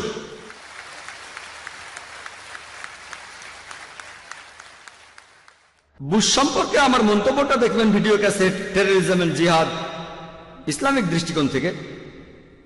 এরকম আরো অনেক উদাহরণ দেওয়া যায়। দক্ষিণ আফ্রিকায় কিছুদিন আগেও বর্ণবাদী শ্বেতাঙ্গ সরকার শাসন করত। এই শ্বেতাঙ্গ বর্ণবাদী সরকার বন্দী করেছিল নেলসন ম্যান্ডেলাকে। 25 বছর তাকে আটকে রাখা হয়েছিল। তারা বলতো এই লোক হলো 1 নম্বর সন্ত্রাসী। পরবর্তীতে দক্ষিণ আফ্রিকায় এই বর্ণবাদ সরকার ক্ষমতা হারালে নতুন সরকার গঠিত হলো। তারা ম্যান্ডেলাকে মুক্ত করে দিল। এরপরে তিনি পেলেন শান্তির জন্য নোবেল পুরস্কার। চিন্তা করেন, 1 নম্বর সন্ত্রাসী নোবেল প্রাইজ পেলেন শান্তির জন্য। এমন না আগে খারাপ ছিলেন পরে ভালো হয়েছেন, এমনও না আগে খুনি ছিলেন পরে ভালো হয়েছেন। সেই একই কাজের জন্য, যে জন্য তাকে সন্ত্রাসী বলা হয়েছে, সেই কারণে শান্তিতে নোবেল পেলেন। এখন আমরা যেটা বুঝতে পারি, এটা হলো মিডিয়ার প্রতারণা। যখন যে ক্ষমতায় থাকে সে মানুষকে যে লেবেল লাগিয়ে দেয় সেটা গেঁথে যায়। হতে পারে সত্যি বা মিথ্যা, সেটা আলাদা ব্যাপার। তারা এখন ক্ষমতায়, মিডিয়াও এখন তাদের নিয়ন্ত্রণে। তারা একজন মানুষকে যেভাবে তুলে ধরে সেই লেভেলটাই তখন সেখানে স্থায়ী হয়ে যায়। সেজন্য কোনো লেভেল দেওয়ার আগে আপনাকে এটা দেখতে হবে লোকটার এই কাজগুলোর পেছনে উদ্দেশ্যটা কি, তারপরে লেভেলটা দেন। কোরআন পরিষ্কারভাবেই বলছে, সূরা মাইদার 32 নম্বর আয়াতে উল্লেখ করা হয়েছে, যদি কোনো মানুষ অন্য কোনো মানুষকে হত্যা করে, যদি সেটা নরহত্যা বা দুনিয়ার ধ্বংসাত্মক কাজের অপরাধে না হয়, তাহলে সে যেন পুরো মানুষ জাতিকেই হত্যা করলো। বেশিরভাগ ধর্মই বলে নিরীহ মানুষকে হত্যা করা অন্যায়। কোরআন এখানে আরেক ধাপ এগিয়ে বলছে, যদি কোনো নিরীহ মানুষকে হত্যা করো তাহলে যেন পুরো মানুষ জাতিকেই হত্যা করলে। এখানেই শেষ না, এরপরে কোরআন আরো বলছে, যদি কেউ কোনো মানুষকে বাঁচায় তাহলে সে যেন পুরো মানুষ জাতিকেই বাঁচালো। বেশিরভাগ ধর্মগ্রন্থ বলছে নিরীহ মানুষ হত্যা করা উচিত না। কোরআন আরেক ধাপে গিয়ে বলছে, যদি তুমি কোনো নিরীহ মানুষকে হত্যা করো তাহলে পুরো মানুষ জাতিকেই হত্যা করলে, আর যদি কোনো মানুষের জীবন বাঁচাও তাহলে পুরো মানুষ জাতিকেই বাঁচালে। তারপরও ইসলামকে তারা বলে একটা অসহিষ্ণু ধর্ম। এখানে আমি বলবো ইসলাম একটা অসহিষ্ণু ধর্ম। ইসলাম ধর্ম অসহিষ্ণু দুর্নীতির বিরুদ্ধে, ইসলাম ধর্ম অসহিষ্ণু অন্যায়ের বিরুদ্ধে, ইসলাম একপেশে দৃষ্টিভঙ্গির বিরুদ্ধে অসহিষ্ণু, ইসলাম ধর্ম অসততার বিরুদ্ধে অসহিষ্ণু, ইসলাম ধর্ম বর্ণবাদের বিরুদ্ধে অসহিষ্ণু, ইসলাম অসহিষ্ণু অত্যাচারের বিরুদ্ধে। এটা একটা অসহিষ্ণু ধর্ম। থিওরিটিক্যালি সব দেশের সরকারই বলে যে প্রতারণা করা অন্যায়। সব দেশেরই সরকার আর সবগুলো ধর্মই বলবে যে দুর্নীতি করা অন্যায়।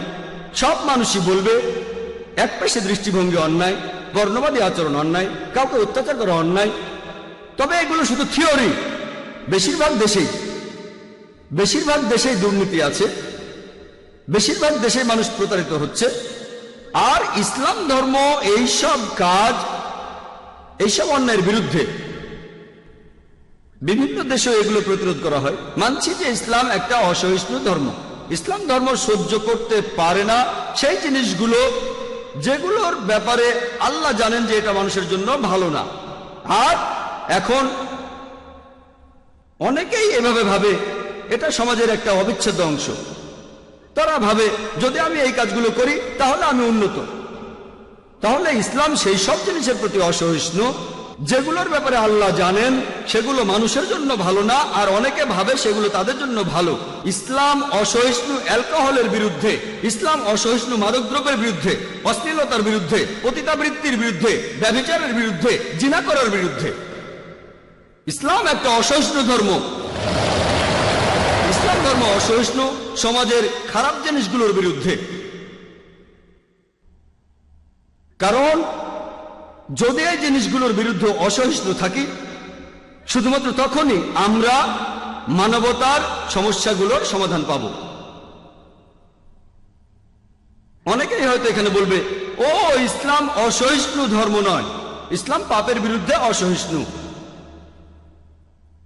যেগুলো ভালো ইসলাম সেগুলোর প্রতি সহিষ্ণু। ইসলাম ধর্ম কারো উপর জবরদস্তি করে না। আল্লাহ পবিত্র কোরআনে সূরা বাকারার 256 নম্বর আয়াতে বলেছেন, লা ইকরাহা ফিদ্দিন, দিন সম্পর্কে কোনো জবরদস্তি নাই। মানুষ আয়াতটার এটুকু বলে থেমে যায়, এখানে আয়াতটা শেষ হয়নি, আরো আছে। লা ইকরাহা ফিদ্দিন, দিন সম্পর্কে জবরদস্তি নাই। সত্য সুস্পষ্ট হয়েছে মিথ্যা থেকে। আমরা সত্যটাকে তুলে ধরবো। যদি আপনারা গ্রহণ করতে চান করেন, যদি গ্রহণ করতে না চান কোনো সমস্যা নেই। কেউ আপনাকে তরবারি বা বন্দুকের মুখে ইসলাম গ্রহণ করতে বাধ্য করতে পারবে না। এদিক দিয়ে দেখলে ইসলাম হলো সবচেয়ে সহিষ্ণু ধর্ম। যদি ভালো করে দেখেন, বেশিরভাগ ধর্মই বিভিন্ন ভালো কথা বলে। তাহলে অন্য ধর্মের সাথে ইসলামের পার্থক্যটা আসলে কোথায়? ইসলামের সাথে অন্যান্য ধর্মের পার্থক্যটা হচ্ছে যে ইসলাম ভালো কথা বলার পাশাপাশি আমাদের দেখিয়ে দেয় কিভাবে আমরা সেই ভালো অবস্থান অর্জন করব। যেমন ধরেন, বেশিরভাগ ধর্মই বলে চুরি করা উচিত না। হিন্দু ধর্ম বলে, খ্রিস্টান ধর্ম বলে, ইসলামও একই কথা বলে। তাহলে ইসলামের সাথে অন্যান্য ধর্মের পার্থক্যটা কোথায়? পার্থক্যটা হচ্ছে ইসলাম চুরি করতে নিষেধ করার পাশাপাশি আমাদের দেখিয়ে দেয় কিভাবে সেই অবস্থানে যাব যেখানে কেউ চুরি করবে না। ইসলামে জাকাত নামে একটা প্রথা আছে। ইসলাম ধর্মের একটা স্তম্ভ হলো জাকাত, যে প্রত্যেক ধনী লোক যার সঞ্চয়ের পরিমাণ তার নিসাবের স্তরের উপরে, অর্থাৎ 85 গ্রাম সোনার চাইতে বেশি, সেই লোক তখন তার সম্পত্তির মোট 2.5% প্রতি হিজরি সালে গরিব মানুষদের মাঝে দান করে দিবে। যদি প্রত্যেক ধনী মুসলিম দান করে, জাকাত দেয়, পৃথিবী থেকে দারিদ্র্য তাহলে বিলুপ্ত হয়ে যাবে। তখন পৃথিবীতে একটা মানুষও না খেয়ে মরবে না।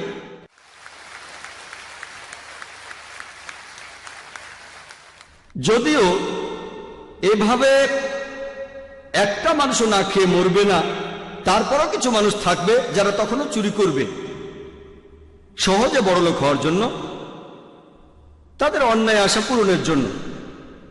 ইসলাম এটারও একটা সমাধান দিয়েছে।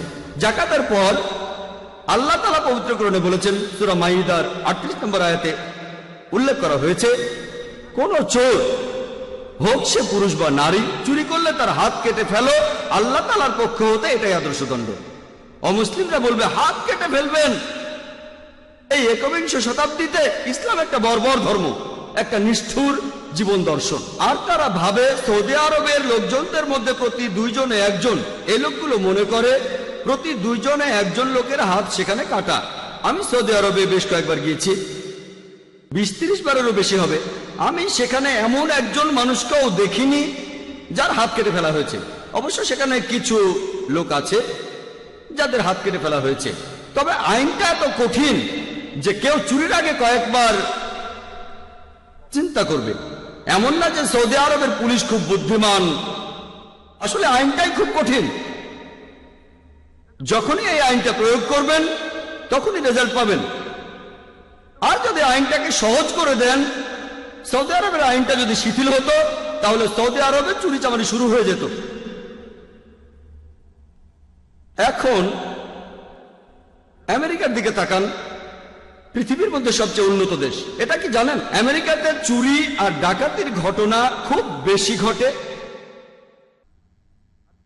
আপনাদের একটা প্রশ্ন করি, এখন যদি আমেরিকা ইসলামিক শরিয়া প্রয়োগ করা হয় যে প্রত্যেক ধনী লোক যার সঞ্চয়ের পরিমাণ 85 গ্রাম স্বর্ণের তুলনায় বেশি, সে তার অতিরিক্ত সম্পদের 2.5% জাকাত দেবে। তারপরে যদি কেউ চুরি করে তাহলে তার হাত কেটে ফেলা হবে। আপনাদের প্রশ্ন করি, তখন আমেরিকাতে চুরি আর ডাকাতির ঘটনা এটা কি বেড়ে যাবে, একই রকম থাকবে, নাকি কমে যাবে? এটা কমে যাবে। এটা একটা প্র্যাকটিক্যাল আইন, এখানে উত্তর দিতে আপনাদের কোনো কষ্ট হবে না, এটাই যুক্তির কথা। ইসলামিক শরিয়া প্রয়োগ করেন, তারপর রেজাল্টটা দেখেন। আর ইসলাম হলো মানবতার সমস্যার একমাত্র সমাধান। আমি আরেকটা উদাহরণ দিচ্ছি। বেশিরভাগ ধর্মেই বলা হয় যে মহিলাদের উত্তক্ত করা উচিত না, মহিলাদের ধর্ষণ করা উচিত না। হিন্দু ধর্ম এই কথা বলছে, খ্রিস্টান ধর্ম বলছে, ইসলাম একই কথা বলছে। তাহলে অন্যান্য ধর্ম, সেগুলোর সাথে ইসলামের পার্থক্যটা কোথায়? পার্থক্য হচ্ছে ইসলাম বলার পাশাপাশি যে মহিলাদের উত্তক্ত করবে না, তোমরা মহিলাদের ধর্ষণ করবে না, তারপর উপায় দেখিয়ে দিচ্ছে যে কিভাবে আমরা এমন একটা সমাজ গড়ব যেখানে কোনো মহিলাকে উত্তক্ত বা ধর্ষণ করা হয় না। ইসলাম আমাদের বলেছে হিজাবের নিয়ম সম্পর্কে। বেশিরভাগ মানুষ তারা মহিলাদের হিজাব নিয়ে কথা বলে, তবে আল্লাহ তাআলা এই কোরআনে প্রথমে পুরুষের হিজাবের কথা বলেছেন, তারপর মহিলাদের হিজাব। আল্লাহ পবিত্র কোরআনে বলেছেন, সূরা নূরের 30 নম্বর আয়াতে উল্লেখ করা হয়েছে, মুমিন পুরুষদেরকে বলো তারা যখন কোনো মহিলাদের দিকে তাকায় তখন মাথায় কুচিন্তা আসলে, মাথায় বাজে চিন্তা আসলে সে যেন দৃষ্টি নিচু করে। এরকম একজন মুসলিম ছিল, একজন মুসলিম, সে একটা মেয়েকে অনেকক্ষণ ধরে দেখছিল। আমি বললাম, ভাই আপনি কি করছেন? ইসলামে তো এটার অনুমতি নেই। সে আমাকে বলল, আমাদের প্রিয় নবীজি বলেছেন যে প্রথম দৃষ্টিটা ক্ষমা করা হবে, দ্বিতীয়টা নিষিদ্ধ। আমি প্রথম দেখাটাই শেষ করিনি। প্রথমটা ক্ষমা করা হবে, দ্বিতীয়টা নিষিদ্ধ, এটা দিয়ে নবীজি কি বুঝিয়েছেন? তার মানে এই না যে আপনি 10 মিনিট একটা মেয়ের দিকে তাকিয়ে থাকবেন আর বলবেন আমার প্রথম দেখাটাই শেষ করতে পারিনি। নবীজি বলেছেন যে অনিচ্ছাকৃত ভাবে যদি কোনো মেয়ের দিকে তাকান, সেদিকে আবার তাকাবেন না, দ্বিতীয়বার তাকে দেখবেন না। পরের আয়াতে বলা হয়েছে মহিলাদের হিজাবের কথা। আল্লাহ পবিত্র কোরআনে সূরা নূরের 31 নম্বর আয়াতে বলেছেন, আল্লাহ বলেছেন, আর মুমিন নারীদেরকে বলো তারা দৃষ্টি সংযত করবে, লজ্জাস্থান হেফাজত করবে। সাধারণত যে অংশ দেখা দেয় সেটা ছাড়া যেন তাদের সৌন্দর্য প্রকাশ না করে। তারা যেন মাথায় কাপড় দেয়, বক্ষদেশ আবৃত করে। তারা তাদের সৌন্দর্য প্রকাশ করবে শুধুমাত্র তাদের বাবা, তাদের ভাই, স্বামী, এমন কিছু নিকটাত্মীয়ের সামনে, সেই সব পুরুষের সামনে যাদেরকে বিয়ে করতে পারবে না। এক কথায় হিজাবের মোট 6টা নিয়ম আছে, পবিত্র কোরআনে বলা হয়েছে এবং নবীজি সাল্লাল্লাহু আলাইহি সাল্লামের হাদিসেও আছে। প্রথমটা হচ্ছে হিজাবের সীমা। পুরুষদের জন্য হিজাব নাভি থেকে হাঁটু পর্যন্ত, মহিলাদের ক্ষেত্রে পুরো শরীর ঢাকতে হবে। যে অংশ অনাবৃত থাকতে পারে সেটা মুখমণ্ডল আর কবজি পর্যন্ত হাত। বাকি 5টা নিয়ম পুরুষ আর মহিলাদের জন্য একই। দ্বিতীয়টা হচ্ছে তাদের পোশাক এমন আঁটোসাঁটো হবে না যাতে শরীরের গঠন বোঝা যায়। তৃতীয়, তারা যে পোশাক পরবে সেটা এমন স্বচ্ছ হবে না যাতে পোশাকের ভেতরে দেখা যায়। চতুর্থ, তাদের পোশাক এতটা আকর্ষণীয় হবে না যাতে বিপরীত লিঙ্গের আকর্ষণ হয়। পঞ্চম, পোশাক অবিশ্বাসীদের পোশাকের মতো হবে না। আর ষষ্ঠ, তাদের পোশাক বিপরীত লিঙ্গের পোশাকের মতো হবে না। কোরআন বলছে, সূরা আহজাবের 59 নম্বর আয়াতে উল্লেখ করা হয়েছে, হে নবী, তোমার স্ত্রীদের বলো, কন্যাদের বলো আর মুমিন নারীদের বলো যে তারা যখন বাইরে যাবে তখন যেন তারা চাদর পরে নেয়, তারা যেন ওভারকোট পরে যাতে করে তাদের সবাই চিনতে পারে, ফলে তাদেরকে উত্তক্ত করবে না। কোরআন বলছে মহিলাদের জন্য হিজাবের ব্যবস্থা করা হয়েছে যাতে করে তাদেরকে সবাই চিনতে পারে আর কেউ যেন তাদের উত্তক্ত না করে। আমি আপনাদের একটা সহজ প্রশ্ন করি, যে ধরেন 2 জন বোন, তারা যমজ বোন, দুজনেই খুব সুন্দরী, দুজনে একই রকম সুন্দরী, আর তাদের একজন সে পশ্চিমাদের মতো পোশাক পরেছে, মিনিস্কার্ট আর শার্ট, আর তার যমজ বোন সে ইসলামিক হিজাব পরেছে, পুরো শরীর ঢাকা, শুধু মুখমণ্ডল আর কবজি পর্যন্ত হাত খোলা। ধরেন রাস্তা দিয়ে তারা হেঁটে যাচ্ছে, মনে করেন বোম্বেতে কোনো রাস্তা দিয়ে হেঁটে যাচ্ছে, অনেকেই তাদের খেয়াল করছে। ধরেন তারা বোম্বের কোনো রাস্তা দিয়ে হেঁটে যাচ্ছে, তখন সেই রাস্তার পাশে এক মাস্তান সেখানে শিকারের জন্য অপেক্ষা করছে, মেয়েদের উত্তক্ত করার জন্য। আপনাদের প্রশ্ন করি, সে কোন মেয়েটাকে উত্তক্ত করবে? সে কি মিনিস্কার্ট পরা সেই মেয়েটাকে উত্তক্ত করবে, নাকি হিজাব পরা মেয়েটাকে উত্তক্ত করবে? সে কাকে উত্তক্ত করবে? মাস্তানটা উত্তক্ত করবে মিনিস্কার্ট পরা মেয়েটাকে। কোরআন সেজন্য বলছে মহিলাদের জন্য হিজাবের ব্যবস্থা করা হয়েছে যাতে করে তারা বাইরে গেলে তাদের চিনতে পারে, যাতে করে কেউ তাদের উত্তক্ত না করে। এরপরে ইসলামিক শরিয়া বলছে কোন পুরুষ কোন মহিলাকে ধর্ষণ করলে তাকে সর্বোচ্চ শাস্তি দেয়া হবে মৃত্যুদণ্ড। অনেক অমুসলিমই বলবে মৃত্যুদণ্ড? বর্তমানের বিজ্ঞান ও প্রযুক্তির যুগে, এই 21 শতাব্দীতে ইসলাম একটা বর্বর ধর্ম, এটা একটা নিষ্ঠুর জীবন দর্শন। কিন্তু যদি তাদের প্রশ্ন করেন, আমি একটা প্রশ্ন করেছি প্রায় 2000 অমুসলিমকে, যে আল্লাহ না করুক ধরেন কেউ ধর্ষণ করলো আপনার মাকে বা ধর্ষণ করলো আপনার বোনকে, আর ধরেন সেখানে আপনি বিচারক এবং সেই ধর্ষককে আপনার সামনে আনা হলো, ওই ধর্ষককে আপনি কি শাস্তি দেবেন? বিশ্বাস করেন 100% সেই অমুসলিমদের সবাই বলেছে আমি মৃত্যুদণ্ড দেব। অনেকে আমাকে বলেছে তাকে খুব যন্ত্রণা দিয়ে হত্যা করব। সেখানে একজন খুব স্মার্ট লোক অন্যরকম বলেছিল। সে আমাকে বলেছিল, ভাই জাকির, আমি তাকে দেব 5 বছরের কারাদণ্ড। বললাম ভালো।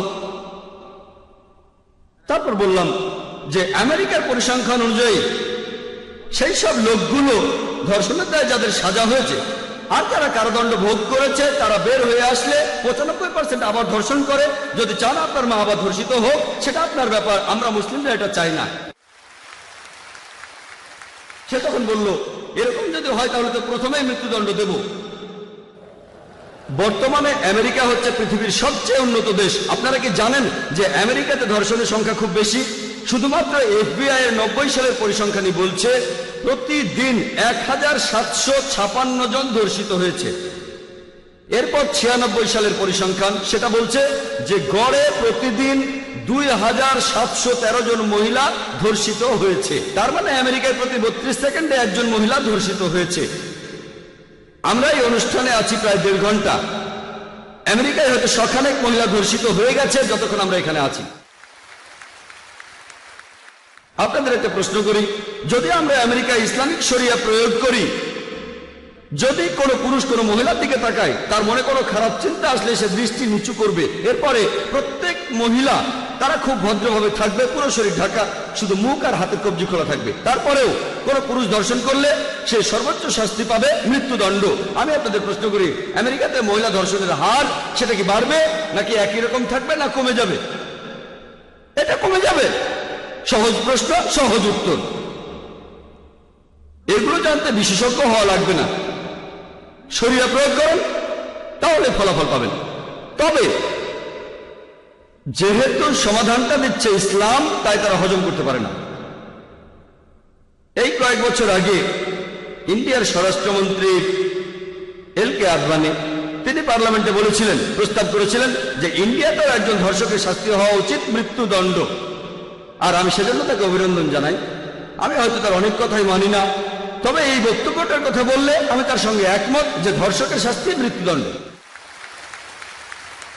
হয়তো এর পরের স্বরাষ্ট্রমন্ত্রী বলবেন যে ইন্ডিয়াতে প্রত্যেক মহিলা তারা সবাই হিজাব পরবে, ইনশাআল্লাহ।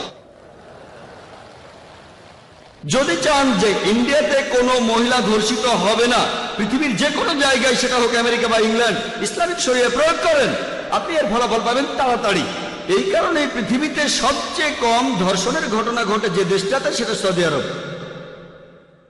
যে দেশ ইসলামিক শরিয়া প্রয়োগ করবে, তারা যে অংশটা প্রয়োগ করবে তখনই তার ফলাফল পাবে, আর যে অংশটা প্রয়োগ করবে না তার ফলাফল পাবে না।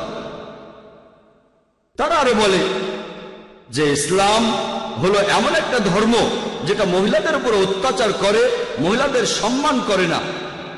বিস্তারিত উত্তরটা জানার জন্য আপনারা আমার ভিডিও ক্যাসেট দেখতে পারেন, ইসলামে নারীর অধিকার।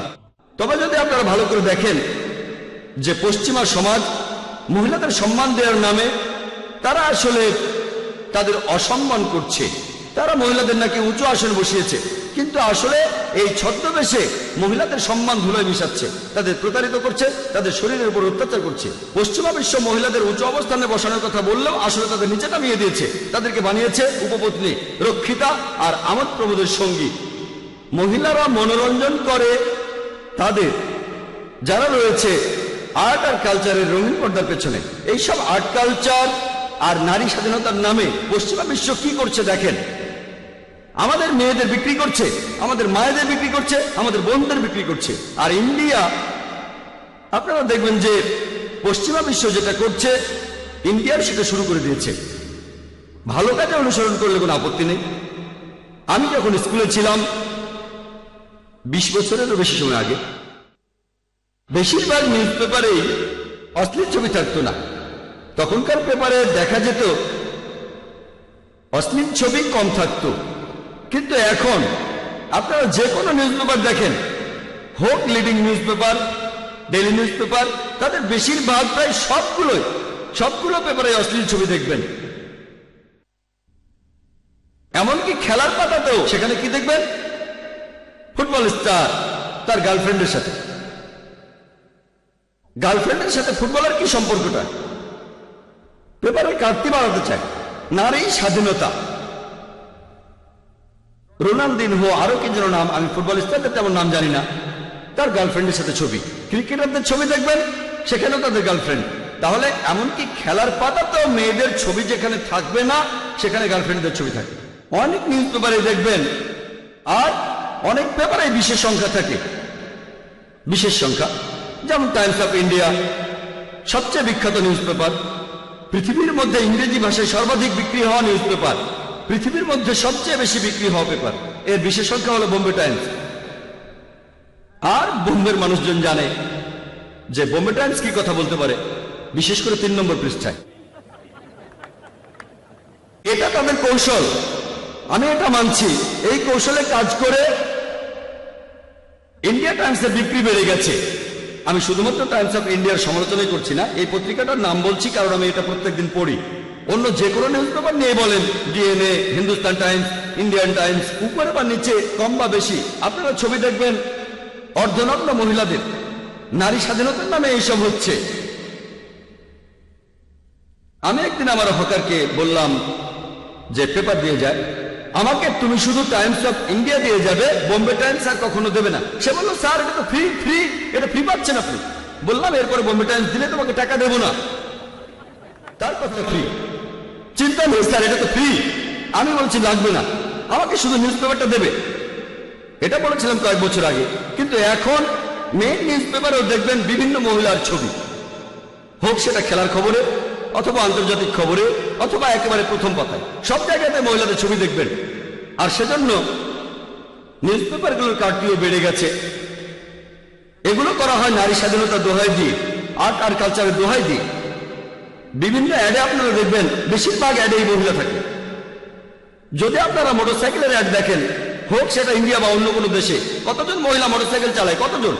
পার্সেন্টেজে 1%-এরও কম। ইন্ডিয়াতে 1%-এরও কম, আর অন্যান্য দেশেও। কিন্তু দেখবেন মোটরসাইকেলের অ্যাডে অবশ্যই মহিলা থাকবে। কি জন্য? একবার আমি শুনেছিলাম যে খুব বিখ্যাত BMW এর অ্যাড, BMW এর অ্যাড খুব বিখ্যাত। BMW গাড়ি, এটা মার্সিডিজ বেঞ্জের মতো এই দামি গাড়ি। কম বয়সীদের জন্য BMW খুব প্রিয়, এর পিকআপ ভালো, অনেক দ্রুত চলে। একবার শুনেছিলাম যে BMW গাড়ির একটা অ্যাডে গাড়ির সামনে একটা মেয়ে বিকিনি পরে দাঁড়িয়ে আছে গাড়ির সামনে, আর লেখা আছে, এখনই একে চালানো শুরু করুন। মেয়েটাকে না গাড়িটাকে। এটা আপনারা কি করছেন? বিক্রি করছেন আপনার মেয়েদের, মায়েদের, বোনদের। ইসলাম এইরকম কোন নারী স্বাধীনতায় বিশ্বাস করে না। যদি আপনি বলেন এটাই হলো নারী স্বাধীনতা, তাহলে এটার কোনো প্রয়োজন নেই।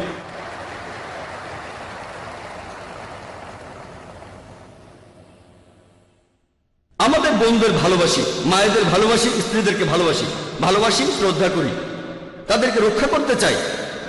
আমরা তাদের সমান অধিকার দেই। ইসলাম ধর্মে নারীর অধিকার সম্পর্কে বিস্তারিত জানতে চাইলে আমার ভিডিও ক্যাসেট দেখতে পারেন, ইসলাম ধর্মে নারীর অধিকার। আমার লেকচার শেষ করার আগে আরেকটা ভুল ধারণা নিয়ে ব্যাখ্যা করব যে ইসলাম নাকি তরবারি দিয়ে ছড়ানো হয়েছে। অনুবাদ করলে হবে, শান্তি ছড়ানো হয়েছে তরবারি দিয়ে, ছড়িয়েছে তরবারির মাধ্যমে। আপনারা হয়তো দেখেছেন আমাদের এখানে প্যানেলের এক্সিবিশনে কমন ভুল ধারণাগুলো নিয়ে বলেছি। কমন কিছু ভুল ধারণা, যেমন পৃথিবী নাকি সমতল, বর্গক্ষেত্র আর ত্রিভুজ সমান, 2 + 2 = 5, ইসলামিক সন্ত্রাস, এগুলো একই।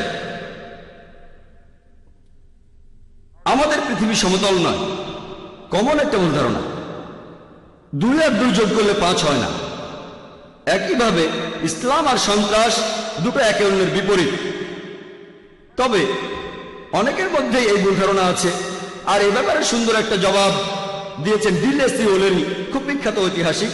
তার বই ইসলাম এট দ্য ক্রসরোড, সে বইতে তিনি বলেছেন যে ইতিহাসে এটা খুব স্পষ্ট যে মুসলিমরা তরবারি হাতে নিয়ে পৃথিবীর বুকে দাপিয়ে বেড়াচ্ছে, সবাইকে জোর করে মুসলিম বানাচ্ছে। এটা ইতিহাসের সবচাইতে বড় আষাঢ়ের গল্প, যেটা ঐতিহাসিকরা বারবার বলেছেন। এটা সবচাইতে বড় আষাঢ়ের গল্প, যেটা ঐতিহাসিকরা বারবার বলেছেন। ইতিহাস ঘাটলে দেখবেন যে মুসলিমরা, আমরা স্পেনে 800 বছর শাসন করেছি, সেখানে কাউকে জোর করে মুসলিম বানায়নি, এমনকি সেখানে ইসলাম ধর্মটা প্রচারও করিনি। কিছুদিন পরে ক্রুসেডাররা আসলো আর মুসলিমদের তাড়িয়ে দিল। সেখানে একজন মুসলিমও ছিল না যে জনসমক্ষে আজান দিতে পারে। যদি চাইতাম তাহলে সেখানে তরবারির জন্য সবাইকে মুসলিম বানাতে পারতাম, কিন্তু করিনি। মুসলিমরা আমরা আরব বিভিন্ন দেশগুলোকে শাসন করেছি গত 1400 বছর ধরে। মাঝে কিছুদিন ব্রিটিশরা আর ফ্রেঞ্চরা শাসন করেছে, তবে সব মিলিয়ে আমরা মুসলিমরা আরব বিশ্ব শাসন করেছি গত 1400 বছর। বর্তমানে আরব বিশ্বে আপনারা প্রায় 1.5 কোটি আরব দেখবেন যারা কপ্টিক খ্রিস্টান। কপ্টিক খ্রিস্টান মানে বংশ পরম্পরায় খ্রিস্টান। আরব বিশ্বের এই 1.5 কোটি কপ্টিক খ্রিস্টান, তারাই শাহাদা দিচ্ছে, তারাই সাক্ষ্য দিচ্ছে যে ইসলাম ধর্মকে তরবারের মাধ্যমে ছড়ানো হয়নি। মুসলিমরা আমরা এই ইন্ডিয়ায় শাসন করেছি গত 1000 বছর মোগলরা। যদি আমরা চাইতাম তাহলে জোর করে প্রত্যেক ইন্ডিয়ানকে তরবারের মাধ্যমে মুসলিম বানাতে পারতাম, কিন্তু আমরা সেটা করিনি। বর্তমানে ইন্ডিয়ার জনসংখ্যার 80%-এরও বেশি তারা অমুসলিম।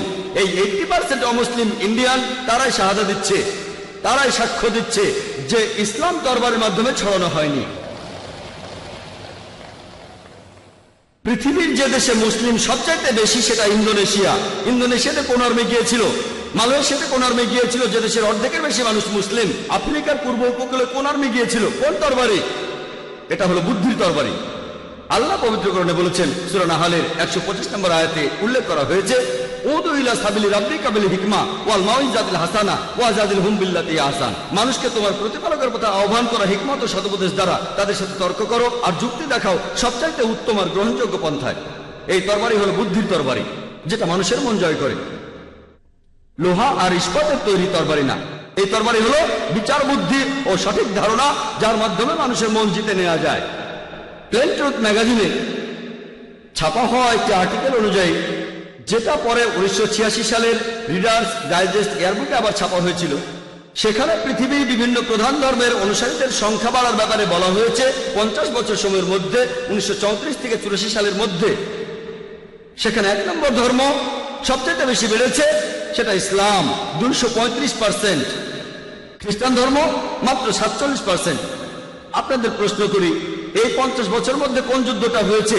এই 1934 সাল থেকে 84 সালের মধ্যে, যেটার কারণে লক্ষ লক্ষ মানুষ মুসলিম হয়েছে। কোন যুদ্ধ? কোন তরবারি? এটা হলো বুদ্ধির তরবারি, যুক্তির তরবারি। বর্তমানে পরিসংখ্যান আমাদের বলছে সবচেয়ে বেশি প্রসার যে ধর্মের আমেরিকায় বা ইংল্যান্ডে, সেটা ইসলাম। ইউরোপের সবচেয়ে বেশি প্রসার যে ধর্মের, সেটা ইসলাম। আপনাদের প্রশ্ন করি, এই আমেরিকানদের ইসলাম গ্রহণে কে বাধ্য করেছে? ইউরোপিয়ানদেরকে ইসলাম গ্রহণে বাধ্য করেছে। আর মিডিয়া প্রায় বলে যে ইসলাম মহিলাদের উপর অত্যাচার করে। আপনারা কি জানেন পৃথিবীতে যেসব মানুষ ইসলাম গ্রহণ করেছে তাদের প্রায় 2/3, 65%-এরও বেশি তারা মহিলা। আমেরিকায় যারা মুসলিম হচ্ছে তাদের 65%-এরও বেশি হচ্ছে মহিলা। ইউরোপে যারা মুসলিম হচ্ছে তাদের 65%-এর বেশি হচ্ছে মহিলা। আমি আপনাদের একটা প্রশ্ন করি, যদি ইসলাম মহিলাদের উপর অত্যাচার করে, তাহলে এই আমেরিকান মহিলারা কেন ইসলাম গ্রহণ করছে? ইউরোপিয়ান মহিলারা কেন ইসলাম গ্রহণ করছে? ইন্ডিয়ান মহিলারা কেন ইসলাম গ্রহণ করছে? কেন? কারণ ইসলামে নারী জাতির বিভিন্ন সমস্যার সমাধানগুলো আছে। তারা তো সব দেখেছে, তারা সবকিছুই দেখেছে আর বুঝেছে যে শুধুমাত্র ইসলামে নারী জাতির বিভিন্ন সমস্যার সমাধানগুলো আছে। তারপরও আপনারা দেখবেন, একথা আমি আগে বলেছি যে ইসলামের বিরুদ্ধে অনেক মিথ্যা খবর প্রচার করা হয়। আর মিডিয়ায় আপনারা দেখবেন যে তারা মিথ্যে খবর প্রচার করছে। তবে এটা যত বাড়ছে, আপনারা 9/11-এর পরে দেখবেন এটা আরো অনেক বেশি বেড়ে গেছে। ইসলামের বিরুদ্ধে বই, মিথ্যা খবর প্রচার করা, ভুল ধারণাগুলো প্রচার করা বেড়ে গেছে। কিন্তু আল্লাহ তাআলা পবিত্র কোরআনে সূরা ইমরানের 54 নম্বর আয়াতে উল্লেখ করেছেন যে মাকার ওয়া মাকার আল্লাহ ওয়াল্লাহু খায়রুল মাকিরিন। যে তারা চক্রান্ত করেছিল, আল্লাহ কৌশল করেছিলেন, নিশ্চয়ই আল্লাহ কৌশলীদের শ্রেষ্ঠ। 9/11-এর পরে ইসলামের বিরুদ্ধে তাদের মিথ্যা প্রচারগুলো বেড়েছে। তবে দেখবেন 9/11-এর পরে ইসলামের অনুসারীর সংখ্যাও বেড়েছে। মাত্র 10 মাস সময়ের মধ্যে এটা হয়েছে। শুধুমাত্র আমেরিকাতেই 9/11-এর পরে 34,000-এরও বেশি আমেরিকান ইসলাম গ্রহণ করেছে। শুধুমাত্র ইউরোপেই 22,000-এরও বেশি ইউরোপিয়ান ইসলাম গ্রহণ করেছে 9/11-এর পরে। আর আমি মাঝে মধ্যেই পৃথিবীর বিভিন্ন দেশে যাই, যেমন আমেরিকায়। আমি দেখেছি যে 9/11-এর পরে যেখানে আমি লেকচার দিই সেখানে অনেক আমেরিকান লেকচার শুনতে আসে, অনেক ইউরোপিয়ান আমার লেকচার শুনতে আসে। এটা তো ভালো, তারা জানার জন্য আসে এই ইসলাম ধর্মটা আসলে কি। কেউ আক্রমণ করতে আসে, কেউ জানার জন্য আসে। আমরা সবাইকে স্বাগত জানাই, আমাদের এখানে সবাইকে স্বাগতম। তাদেরও পছন্দ করি, যারা যুক্তি দিয়ে আক্রমণ করে তাদের পছন্দ করি। আমি জানি যে হযরত ওমর রাদিয়াল্লাহু আনহু তিনি প্রথমে ইসলামের ঘোর শত্রু ছিলেন। নবীজি তার হেদায়েতের জন্য আল্লাহর কাছে দোয়া করলেন, তখন সে হলো ইসলামের এক বিশ্বস্ত সমর্থক। সেজন্য তরুণ মুসলিমরা যখন এভাবে বলে যে বুশের মৃত্যু হোক, আমি বলি এটা বলবেন না, বলেন আল্লাহ যেন জর্জ বুশকে হেদায়েত করেন। আপনারা দেখবেন যে তারা ইসলামকে যত বেশি আক্রমণ করছে, ইসলাম ততই ছড়িয়ে পড়ছে। দেখেন 9/11-এর পরে এমনকি আমার লেকচারও বেশি মানুষ আসছে। বোম্বে তো আপনারা এমন দেখবেন অমুসলিমরা এখানে আসছে। আগে এভাবে সুযোগ দিতাম, যে চাই সে প্রশ্ন করতে পারবে, কিন্তু গত কয়েক বছরে আমার লেকচারে অমুসলিমদের সুযোগ আগে। মুসলিমরা অভিযোগ করে যে তারা চান্স পান না। আর আজকে ইনশাআল্লাহ প্রথম প্রশ্ন করবেন কোন অমুসলিম। ইনশাআল্লাহ আল্লাহ প্রতিশ্রুতি দিয়েছেন পবিত্র কোরআনে 3 জায়গায় এটা বলা হয়েছে। সূরা তাওবার 33 নম্বর আয়াতে উল্লেখ করা হয়েছে, সূরা ফাতির 28 নম্বর আয়াতে উল্লেখ করা হয়েছে, এছাড়াও সূরা সাফের 9 নম্বর আয়াতে উল্লেখ করা হয়েছে, হুয়াল্লাযী আরসালা রাসূলাহু বিল হুদা ওয়া দীনিল হক লিইয়ুযহিরু আলা দ্বীনি কুল্লি। আল্লাহ পাঠিয়েছেন তার রাসূলকে হিদায়াত এবং সত্যের দিন সহ, যাতে করে ইসলাম থাকে অন্য সব জীবন দর্শনের উপরে, অন্য সব রকম মতবাদের উপরে। তবে যদিও মুসলিমরা এটা অপছন্দ করে, ওয়া কাফা বিল্লাহি শাহিদা, আর সাক্ষী হিসাবে আল্লাহ যথেষ্ট। এই দিন, বিশ্ব শান্তির এই ধর্ম, আল্লাহ তাআলার কাছে আত্মসমর্পণ করা, এটাই হচ্ছে মানুষ জাতির যাবতীয় সমস্যাগুলোর একমাত্র সমাধান। আমার লেকচার শেষ করার আগে পবিত্র কোরআন থেকে একটা উদ্ধৃতি দেব। সূরা আল ইমরানের 19 নম্বর আয়াতে উল্লেখ করা হয়েছে যে ইন্নাদ দীনা ইনদাল্লাহিল ইসলাম।